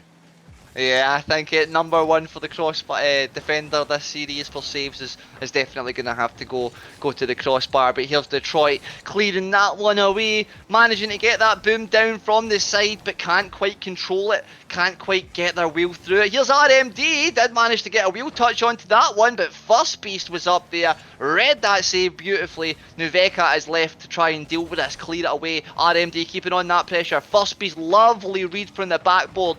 Bondab, nice double touch. We've seen a few of them, haven't we, Bondab, with these double touches? Oh, Detroit with the monster fake! But Veka will be there to keep it alive. Now it's Veka. The Satal puts it out in reverse, please! Please, with my favorite goalkeeper! He's coming into play. Satal now, with a shot. Does go into position of RMD, and now it's Detroit.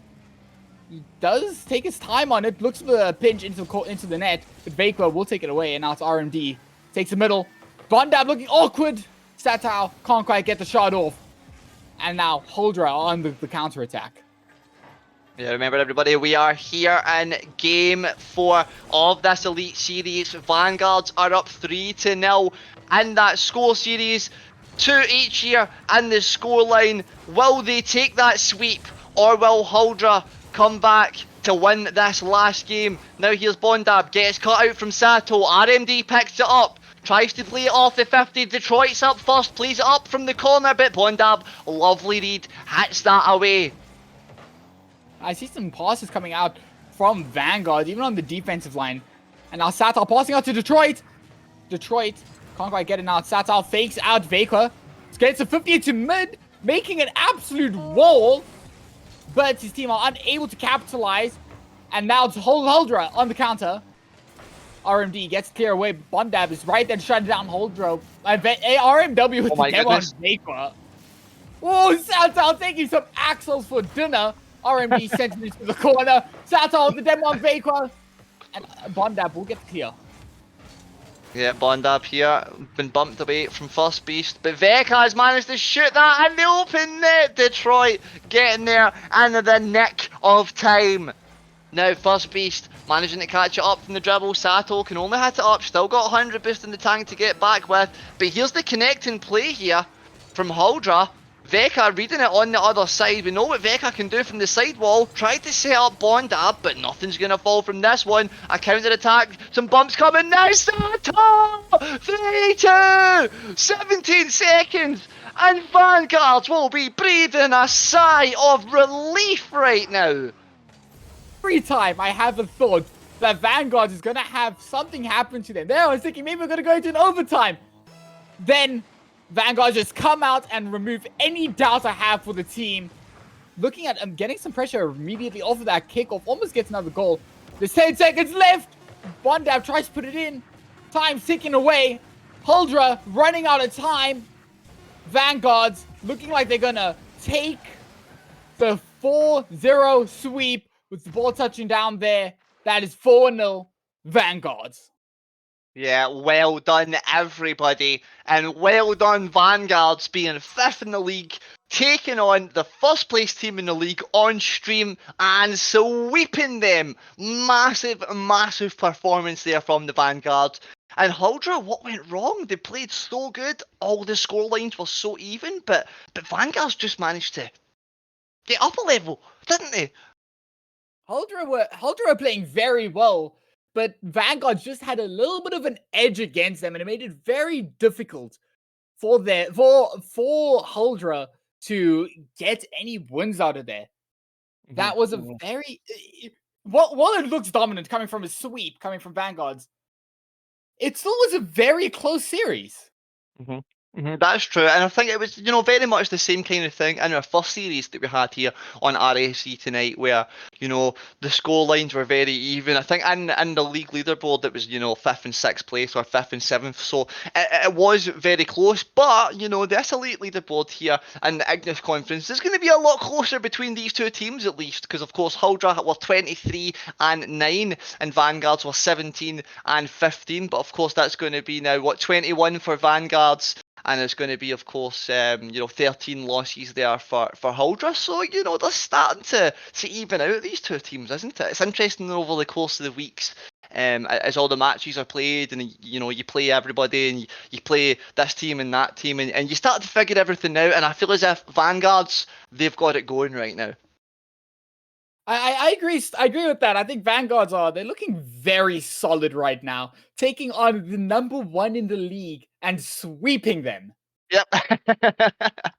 I mean, what a huge, absolutely huge performance. And I'm absolutely done in just casting. I wasn't even on the field and I'm exhausted. Those players must be absolutely shattered. They must be. I mean, yes, that is one tiring game just to watch. Never mind even cast or play. Just watching that must have been tiring. But now we can see that Vanguard, even though they weren't the favorites coming into that, they show that they were here. They showed up.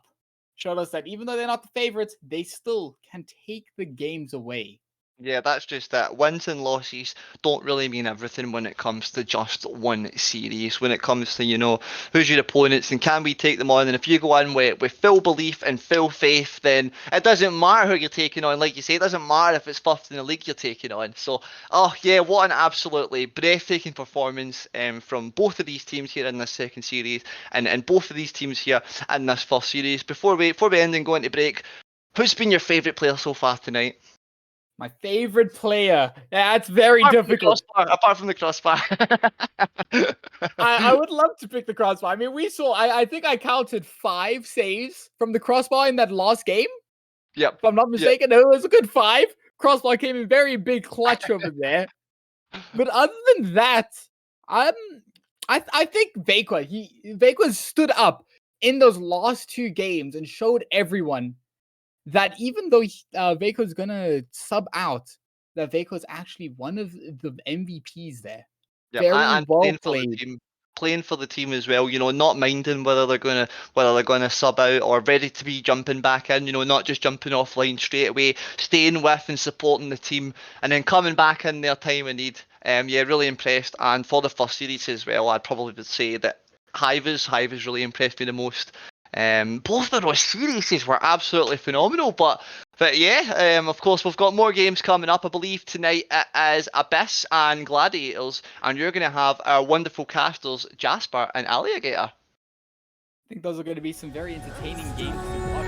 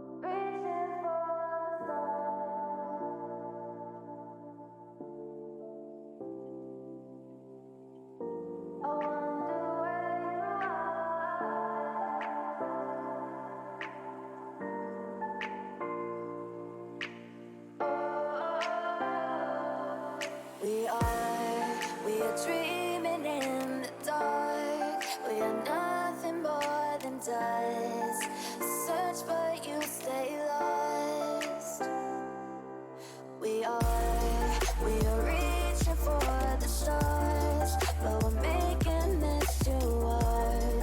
And I wonder where you are. Mysterious,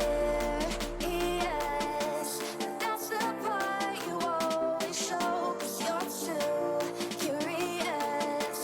Maybe you should take it slow. Mysterious, that's the part you always show, 'cause you're too curious. Maybe you should take it slow.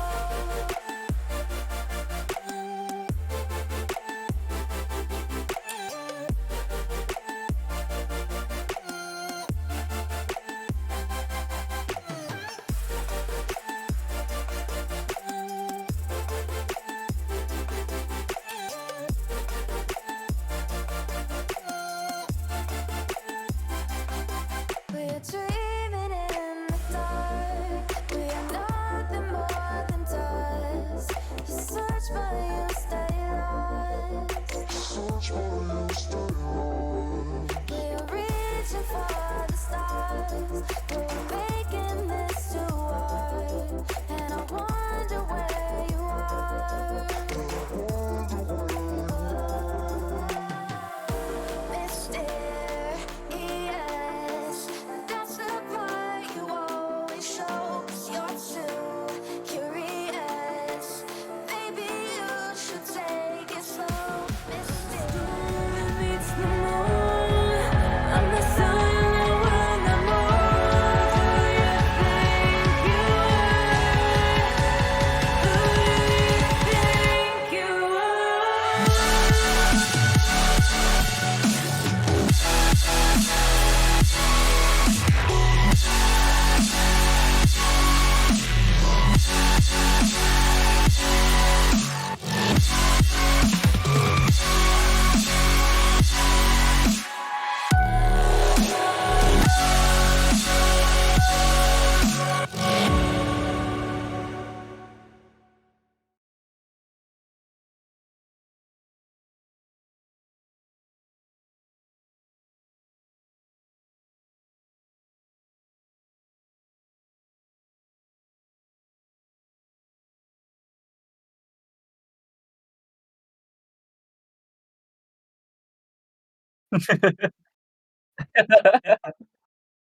Hello, hello. How are we doing today? Yeah, not bad. We love it's always an RSC stream with a little bit of chaos, is what I was saying to Senji before we started. I think that proves it perfectly. Today we are here for our third series of the stream, which is in fact in the Master tier on our way up from Prospect, and we are here for Abyss versus Gladiators. How do you think this game's going to go, Senji?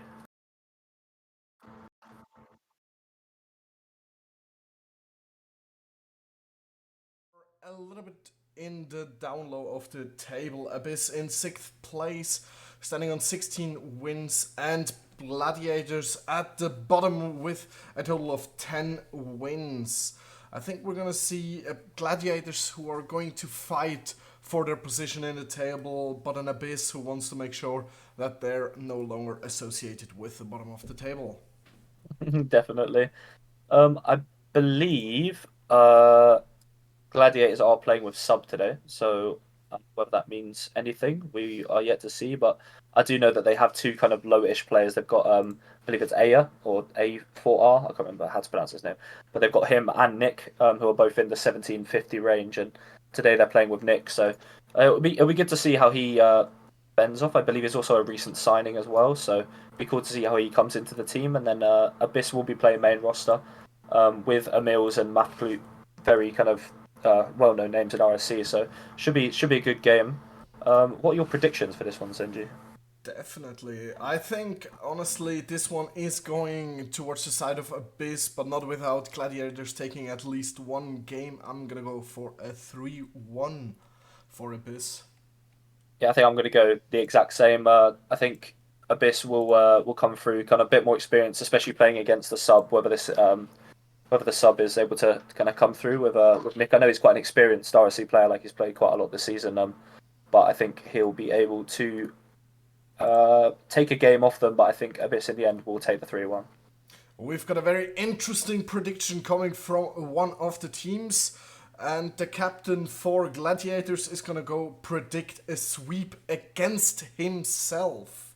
Very interesting choice by him. We'll see how it turns out, as I believe all the players are ready and in the lobby and good to go. So if you very could much tell are. them.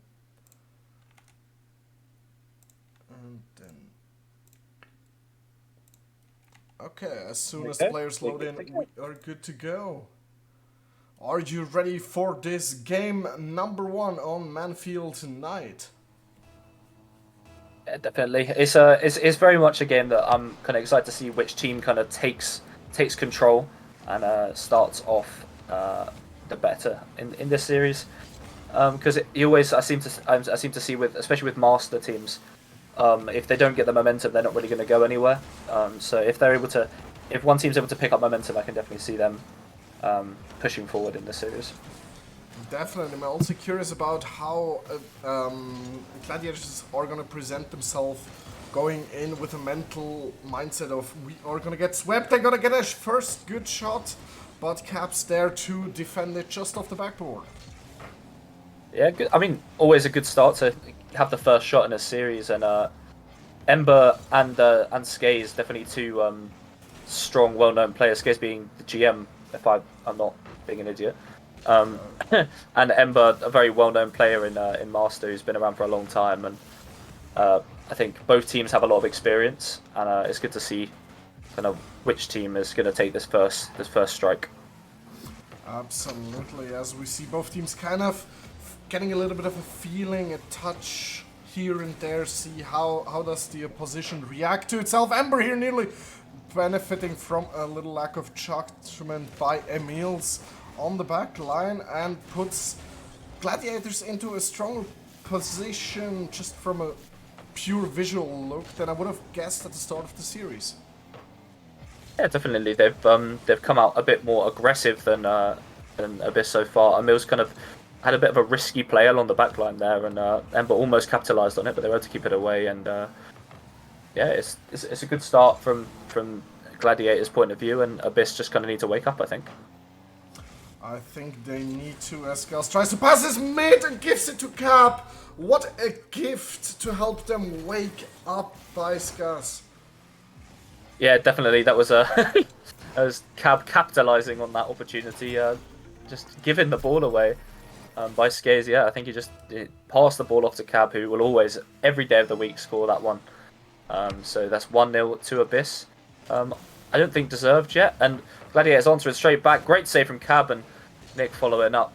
Skaze with a shot on target. Cab coming off for the squishy, is able to save it and relieve a bit of that pressure that Gladiators were putting on their net. Yeah, I agree with you. The 1-0 goes against the course of action, but this was a great attempt and even a better save again with a squishy.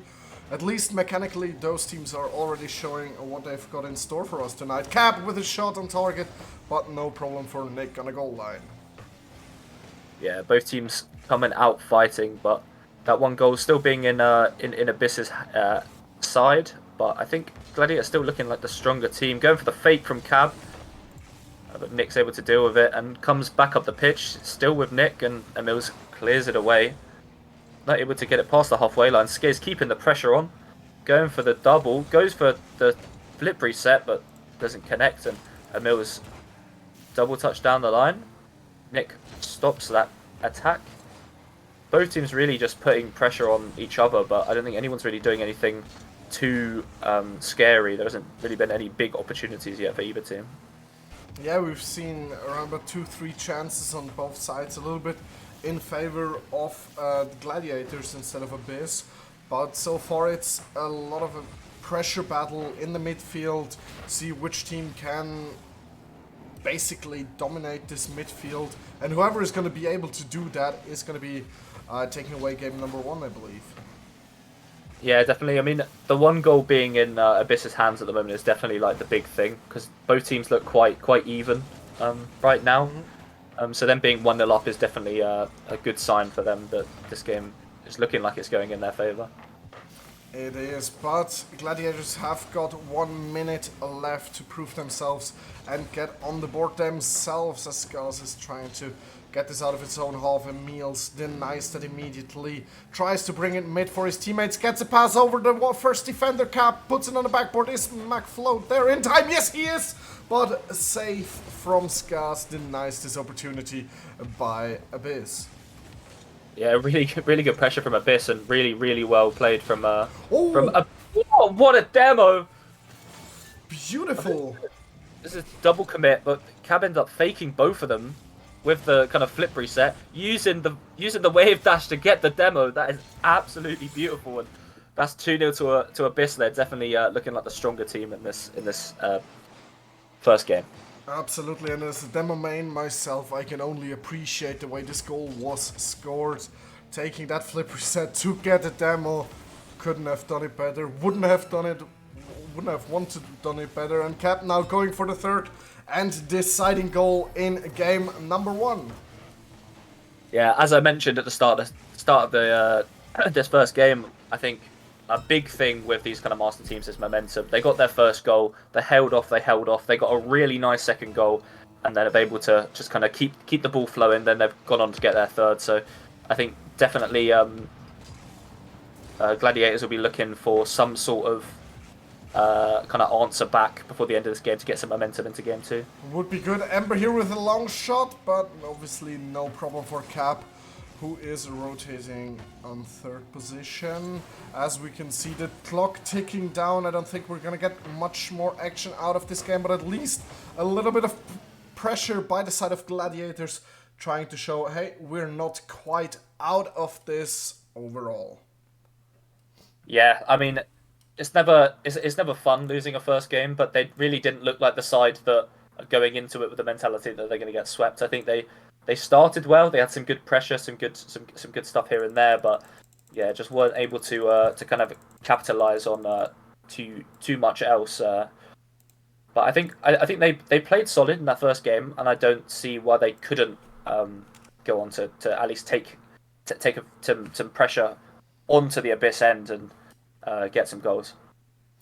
Definitely, we've seen, especially at the start of game number 1, how strong Gladiators came out, how strong they presented themselves, and they got scored on against the course of the game. So I do think Gladiators isn't defeated yet. They will come out, but Ember just left the lobby, maybe for a car change. Maybe the new car is gonna help out and bring him something special. Yeah, speaking of Ember, the kind of two big names, in my opinion, in this lobby is Emils and Ember. I think they're the two highest like CMV MMR value in this lobby, and both sitting at the bottom of their dedicated leaderboards, and both only just getting past 100 points. So I think a bit more of them going into these next games. Someone's on the wrong team. I think we're fine. We're all good. It looks like we are fine and ready to go for game number 2. Abyss leading with 1-0, and what is the answer going to be from Gladiators? Ember, who you just picked out, needs to do more, tries to start a first attack, doesn't get too far, but Gladiators in the half of Abyss, do they have anyone to follow it up? Yes, they've got Ember, but Cap takes it away to Mark Float. Yeah, I think genuinely it's just Ember needs to kind of show up in this second game to kind of put it into Gladiators' hands, because Skaze and Nick definitely doing their things in that first game. What a save from Mafklute off the squishy, and yeah, it was very much much better start from Gladiators now with that first shot, and just a really good save to keep them from scoring their first goal in the series. Absolutely, and what a good demo here on the goal line. Now we finally see some pressure also on the side of physical from the side of Gladiators, trying to open up the net, but Emil's still there to take these advantages away. Yeah, good clear away from Cab. Ball comes out to Skaze, who just puts a pretty tame shot in the direction of their net. Cab takes it around, but Skaze is there to control it. Mafklute leaves it for Emils, which comes out to Cab. Really good control on the backboards, but Sadly, nothing comes from it. All 3 players from the Gladiator side seem to go for that ball, but Nick's the one that comes out with it. Goes with a boom in clear into Skaze, who has a bit of control, which ends up finding Ember, who takes it down the field. And now we see a little bit of a pressure phase from the side of Gladiators. Abyss, though, seems to be able to get out of it, puts it backboard. Do they have someone there? Not quite. As Nick takes it back into their half and gets immediately bounced back.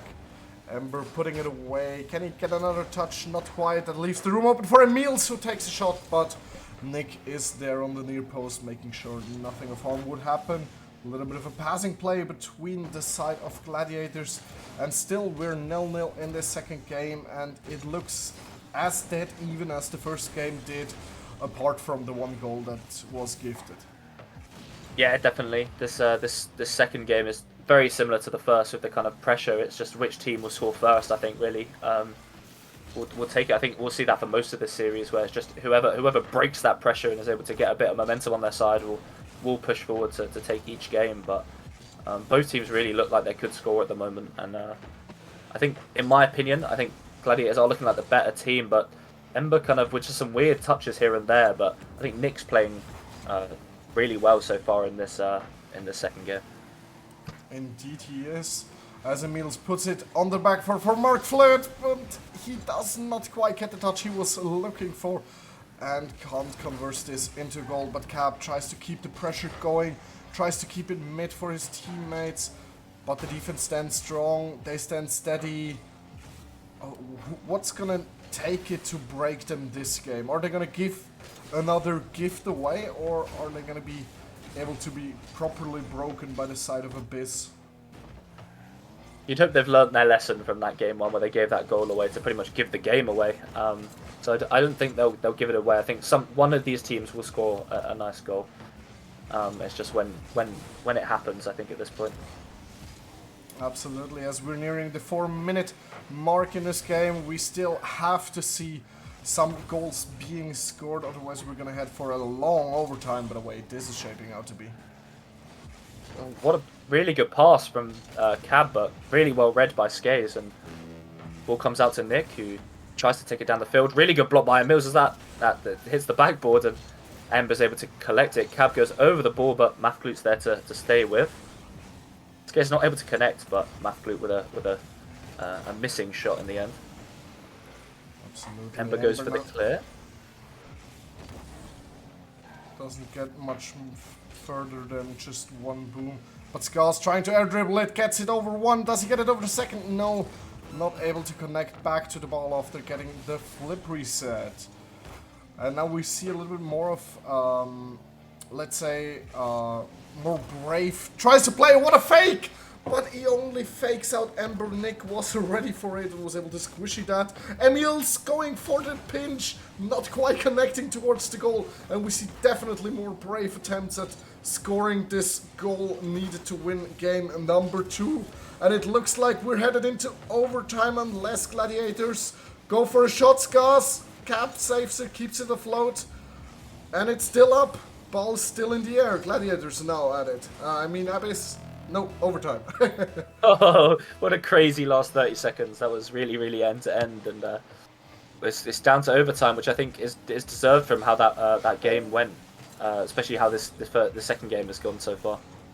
Definitely, I hope we continue to see those brave attempts, as they are way funnier to watch than booming the ball up front and seeing where to go from there. He's given lots of space, but Mathflute's able to make the save, and Nick pinches it forwards. Cab's there to play it back to him. Not the greatest of clears, but Ember's able to challenge that. Cab able to keep it away from Skaze. He gets a little touch over Cab, and Ember there to get the second touch. Goes for the bump, but Mathflute's able to get out of the way, and Mills now with a bit of control. Nick's having none of it, plays it back, and 2 demos coming out from Skaze. Opening the field right up. Cab's not able to control that one, and Mills pops it up. And even though the pressure from Gladiators seem insurmountable at the moment, the defense of Abyss looks as calm, even when 2 people have been demoed at the same time. They seem calm. They know what to do, where to be. What is it gonna take to break that defense? I'm not sure. I think a bit of brains, I think, is how this game's going so far. We've seen a lot of like fakes and demos and stuff come out, and both teams have been able to kind of deal with them. Emil's left open, and there it is, the break of the game 2, and Abyss take game 2, and I mean they're not going to lose this series. Already one thing to look forward to if you are Abyss. You've already secured yourself into not losing, something some teams earn for. Yearn for. Yeah, I mean, really good showing from both teams. I think Gladiators, that game really could have gone either way. I think pretty much every player in this lobby has had their part to play in the series so far, but Abyss able to come out with that one goal, it will definitely give them the kind of the kind of thought process that they can go on with this game. And I think Gladiators really have to do something special to answer back and be able to break the deadlock themselves. It's game 2 now, going into game 3, and they still haven't scored. So yeah, it's really up to them what we can see going into this game 3, and whether they can bring something back. Absolutely. I do believe the pressure they are able to put on is very good. They've started to incorporate demos offensively.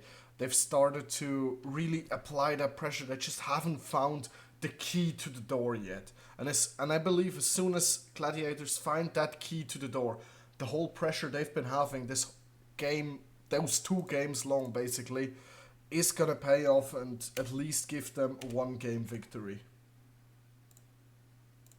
Yeah, definitely. I think they've been putting on really good pressure. They just need something. They just need the goal to go in, and Skae's missing on the backboard's never going to help. But Nick's there, and no one's able to capitalise on that small mistake from Skae's on the backboards. But yeah, I think really all they need to do is score, and they'll pick up a bit of momentum, because I think genuinely they've been playing really, really well and just haven't been able to score. And I think that's all they need, is that one goal, and the floodgates will be open. Exactly, but at the moment we do see pressure coming out from Abyss, who do not want to go for another goalless overtime, and they make sure it won't get to that. Cap getting probably the soonest goal we've seen this series. Yeah, definitely. In just over 30 seconds, that's definitely the quickest goal we've seen so far from this this very midfield and boomy heavy like kind of game we've seen so far. And I think one goal going in this early is a really good start for Abyss, and will kind of put a bit more pressure on Gladiators to do something in this series. With Ember going up, it looks a bit dangerous, but it's not on target. It's not pressure, and Skae's the next with lift. another. But he's able to get back to it. I still think that they're left too open. Skae's giving the ball straight to Emils, but does manage to save it in the end, but is seemingly kind of slapped on his wrist by Emils for doing it in the first place, being demoed away, and an open goal being given to Cab to go 2-0 up. Absolutely, and this is a different Abyss that we've seen before. They have come out this game number 3 strong and looking to make sure, hey boys, you might have looked strong the first 2 games, but this is what we actually can do. And so far, it seems to work, as this might be number 3 for McFlood. Yeah, Gladiators are just kind of falling apart. Mafklutz? I hope I'm not butchering the name, but I think those O's with the thing inside are spoken as an Ö, but not sure. Any Norwegians, please correct me. I believe he's Dutch, if I'm not mistaken. Didn't Someone know Dutch people me. had those letters, but okay. Neither did Dutch I, people, but please correct me. I believe Mafklutz is Dutch, if I'm not mistaken. But yeah, I mean, really good start from Abyss, and it definitely gives them the confidence, especially in this game 3 and then going into game 4. But again, Gladiators just need to score. I really think they just need to score and just get something going, because there's been so many goals unanswered now from them, and they just haven't been able to really capitalise on some of the mistakes that have been made. Even though there haven't been many, they're just from Abyss. Yeah, but they haven't been able to capitalise on those, and yeah, they're just looking sad in this game 3 now. Indeed they are, as Emils is going for goal number 4, gets it via the crossbar. Before, we've heard a lot about the top goalkeeper that is the crossbar in Rocket League overall, but this time not able to save Gladiators from the 4th goal. No, sadly. Really nice shot from Emils, to be fair, from nice little redirect onto the crossbar. If there was a goalkeeper, it would have been unsavable, but there wasn't any goalkeeper anyway. Cab with an open net, and they're just rubbing salt in the wound now. They've got full momentum, full confidence in this series now, and they're just rubbing it in with the 5th goal from Cab. At this point, we can call it stats padding. I don't think there's a way Gladiators in the current phase that they look like are gonna come back from this 5-goal deficit. But Nick is gonna try and get one, does get the double, but not inside of the net. Cap trying to get it out, and finally a first sort of little pressure phase that we've seen from Gladiators this whole game long. Yeah, I mean that's all they really need. They just need some sort of pressure, some sort of goal, especially just to kind of get something going, because just the clean sweep is never fun, and as it stands, it's going that way. Exactly, and how else are you gonna get Brazil if you don't score a goal?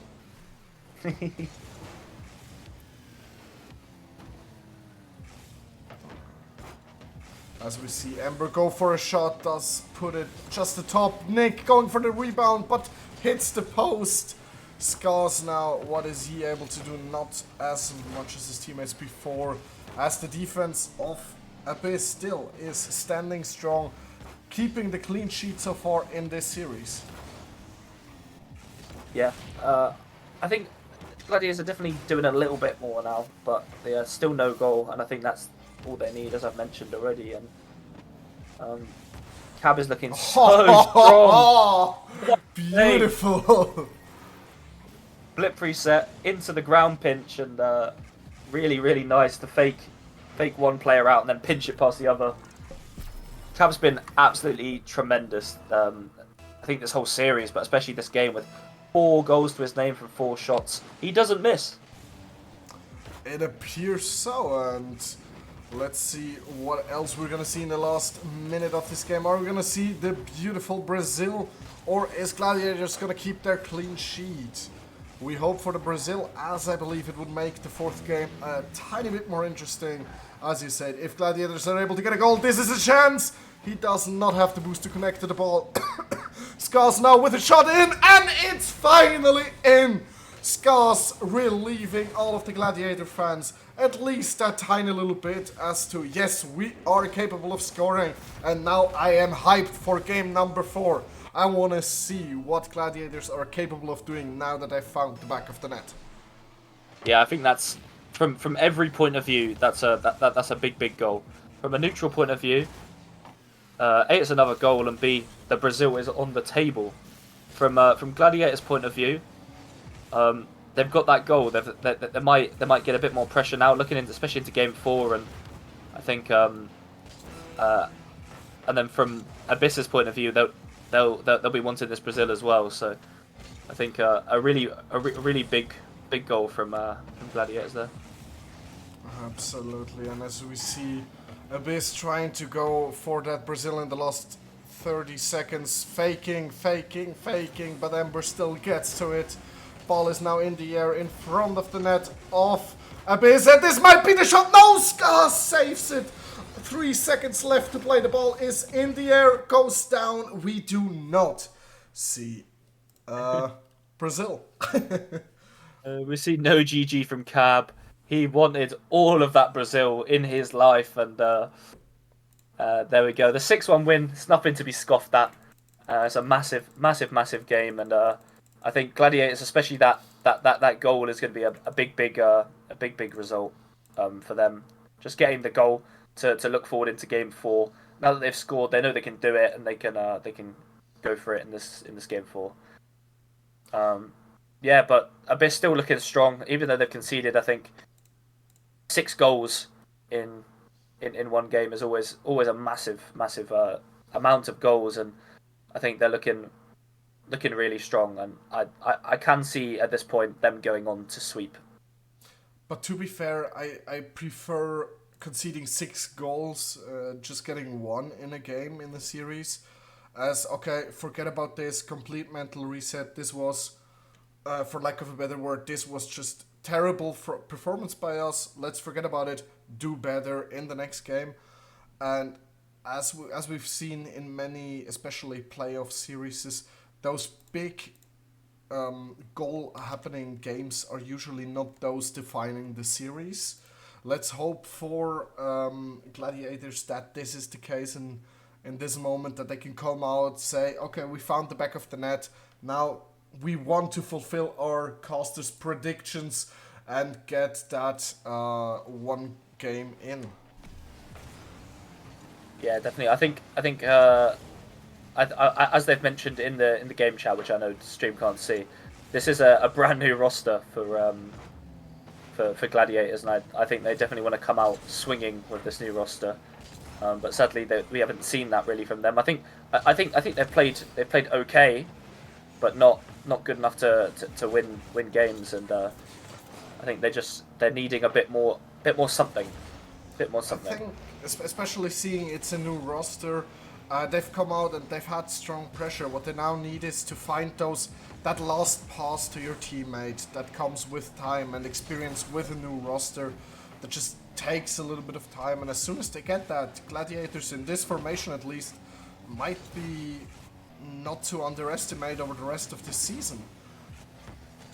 Yeah, definitely. With a bit more of a gel together, I think this team is looking really strong, because they definitely have the kind of the play style to match each other. They're just not managing to get this kind of like last touch, last pass, last goal. That's their main thing. But I think they're looking very strong, and definitely not a team to be scoffing at coming the end of the season. I fully agree on that, and now let's see what they can do. Going for a pinch, but missing each other and the ball. In the meantime, leaving that net relatively open. Skars has to do a double on his own backboard to get it out. Cap brings mid, this net is wide open, and Emils says, thank you very much, I will be scoring. Just a bit of lapse of judgment, and a really nice pass from Cab basically means that's an open net, and I think Nick turning away back towards the play when Ember was already going for it was kind of the small mistake there that led to that goal. But yeah, that pass from Cab was really something else to give them that open net. Absolutely, and what we cannot forget is we are in the Master Tier, the highest draft tier we've got. These players know how to play the game, and if they see a little opening, they usually tend to take that. Yeah, definitely. They've looked really strong. Oh, serious! What a goal! He's peeking. I think I've seen 2 beautiful goals by Cap now, and I couldn't say which one is more beautiful. The ceiling double tap or the flip reset into ground pinch fake. Wow. Yeah, he's played so well this series so far, and he's definitely been their MVP, and this sweep is not all down to him, because obviously, and Skay's answering straight back, to be fair. Gladiators are saying, we're not out of this one. Bring the game back to 2-1, only a 1-goal deficit, and they'll be looking to get that second goal, tie the game up. Absolutely, sending a life sign after that beautiful goal by Cap. He might get onto clip of the week. I don't know how strong the competition is going to be for that this week, but he's sending in at least 2 very beautiful shots already on Tuesday. Yeah, 2 really, really nice shots. I'm not really too sure about the clip of the week this week. It's very early in the week, and I haven't seen too much yet this week. But I think definitely 2 contenders. Definitely. But we'll have to see how far that goes, and we'll find out next Monday on RS Cast. But in the meantime, let's focus back on this game as McFlirt puts in the 3rd goal. And is this the final goal deciding? Don't know. As an Abyss enjoyer, I'd like to think so. I think they've definitely been the better team throughout this series. It took them a bit to teeth in game 1, maybe even to get into game 2 with the OT, and but they've definitely shown off why they're the better team in this series.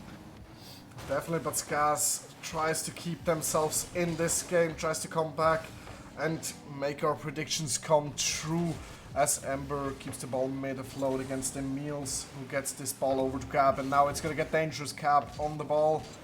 What's he going to do this time? Not much, as he's getting picked on by Skaz.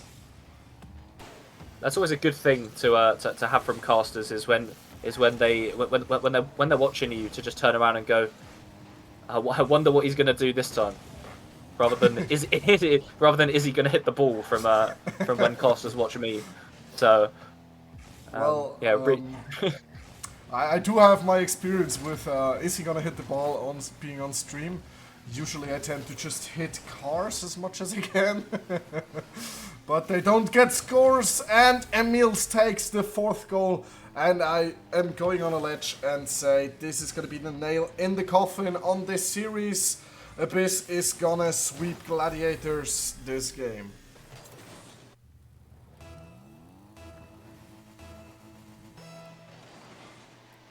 Yeah, I think as I said, they've definitely played as the better team this whole series, and I think they're I think this is it with the nail in the coffin. Mr. Emils, that's 5-1.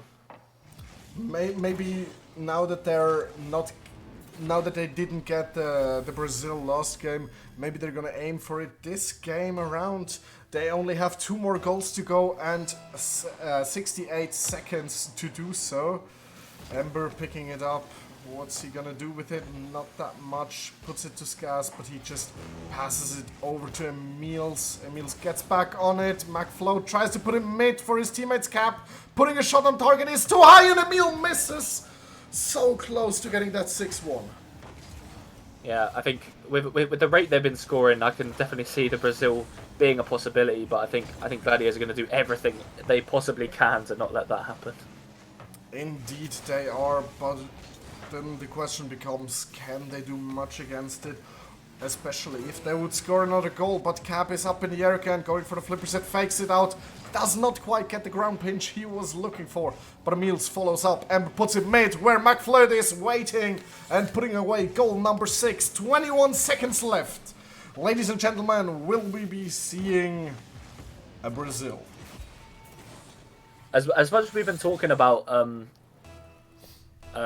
and Emils kind of being the two kind of main kind of 1 and 2 players, but Mathglute's been absolutely amazing this series, really, and I think he's been a really good like kind of 3rd man into 2nd man play style, kind of sitting back and then going for the little tap-ins as we just saw there. And Emils, what a save from Ember to deny the Brazil, and the ball's still there. Ember puts it up, goes for the flip reset with a little musty. McFlirt goes for the double, doesn't quite get it. Ball gets cleared out for the moment and hits the ground. Abyss not quite able to get the Brazil in, but they take the sweep over Gladiators, which presumably is way more important than getting any individual Brazils. But yeah, what a series from Abyss. They had to adjust a tiny bit towards the side of Gladiators, had to figure out how do they work. It's a new team, they didn't know it, Gladiators themselves didn't know it, and I think Gladiators overall, they've shown a good performance for having it be the first series that they've played in this composition. They've come out, they've looked relatively strong when it comes to pressure. They just need to find that gel in a team that binds it together, that finds the last passes, that knows where to fill in case the rotation gets broken up somehow. And as soon as they get to that, I wouldn't write Gladiators off. They haven't looked that bad this series.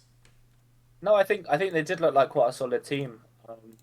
They were just yeah, as we mentioned, they just weren't able to get that last goal, and then I think in game 3 and 4 they just kind of they got overcome by pressure and not gave up. I think they were still there getting that 1 or 2 goals here and there, but I think they kind of let their foot off the pedal as they knew Abyss became too much for them. And yeah, I think really good showing from both teams. I think Cab absolutely peaked with those 2 really nice goals, and just all his goals in the whole series. And yeah, I can definitely see why we predicted Abyss to win that one. Absolutely. And I gotta say, great performance, both teams. Thank you very much for this entertaining evening. We've had a series in Prospect, stepped up to Elite, and ended in Master. What an amazing night. Thank you very much for casting with me, Big Sheps, and everybody for watching. We will see you next time on RSC. See you later. I'm still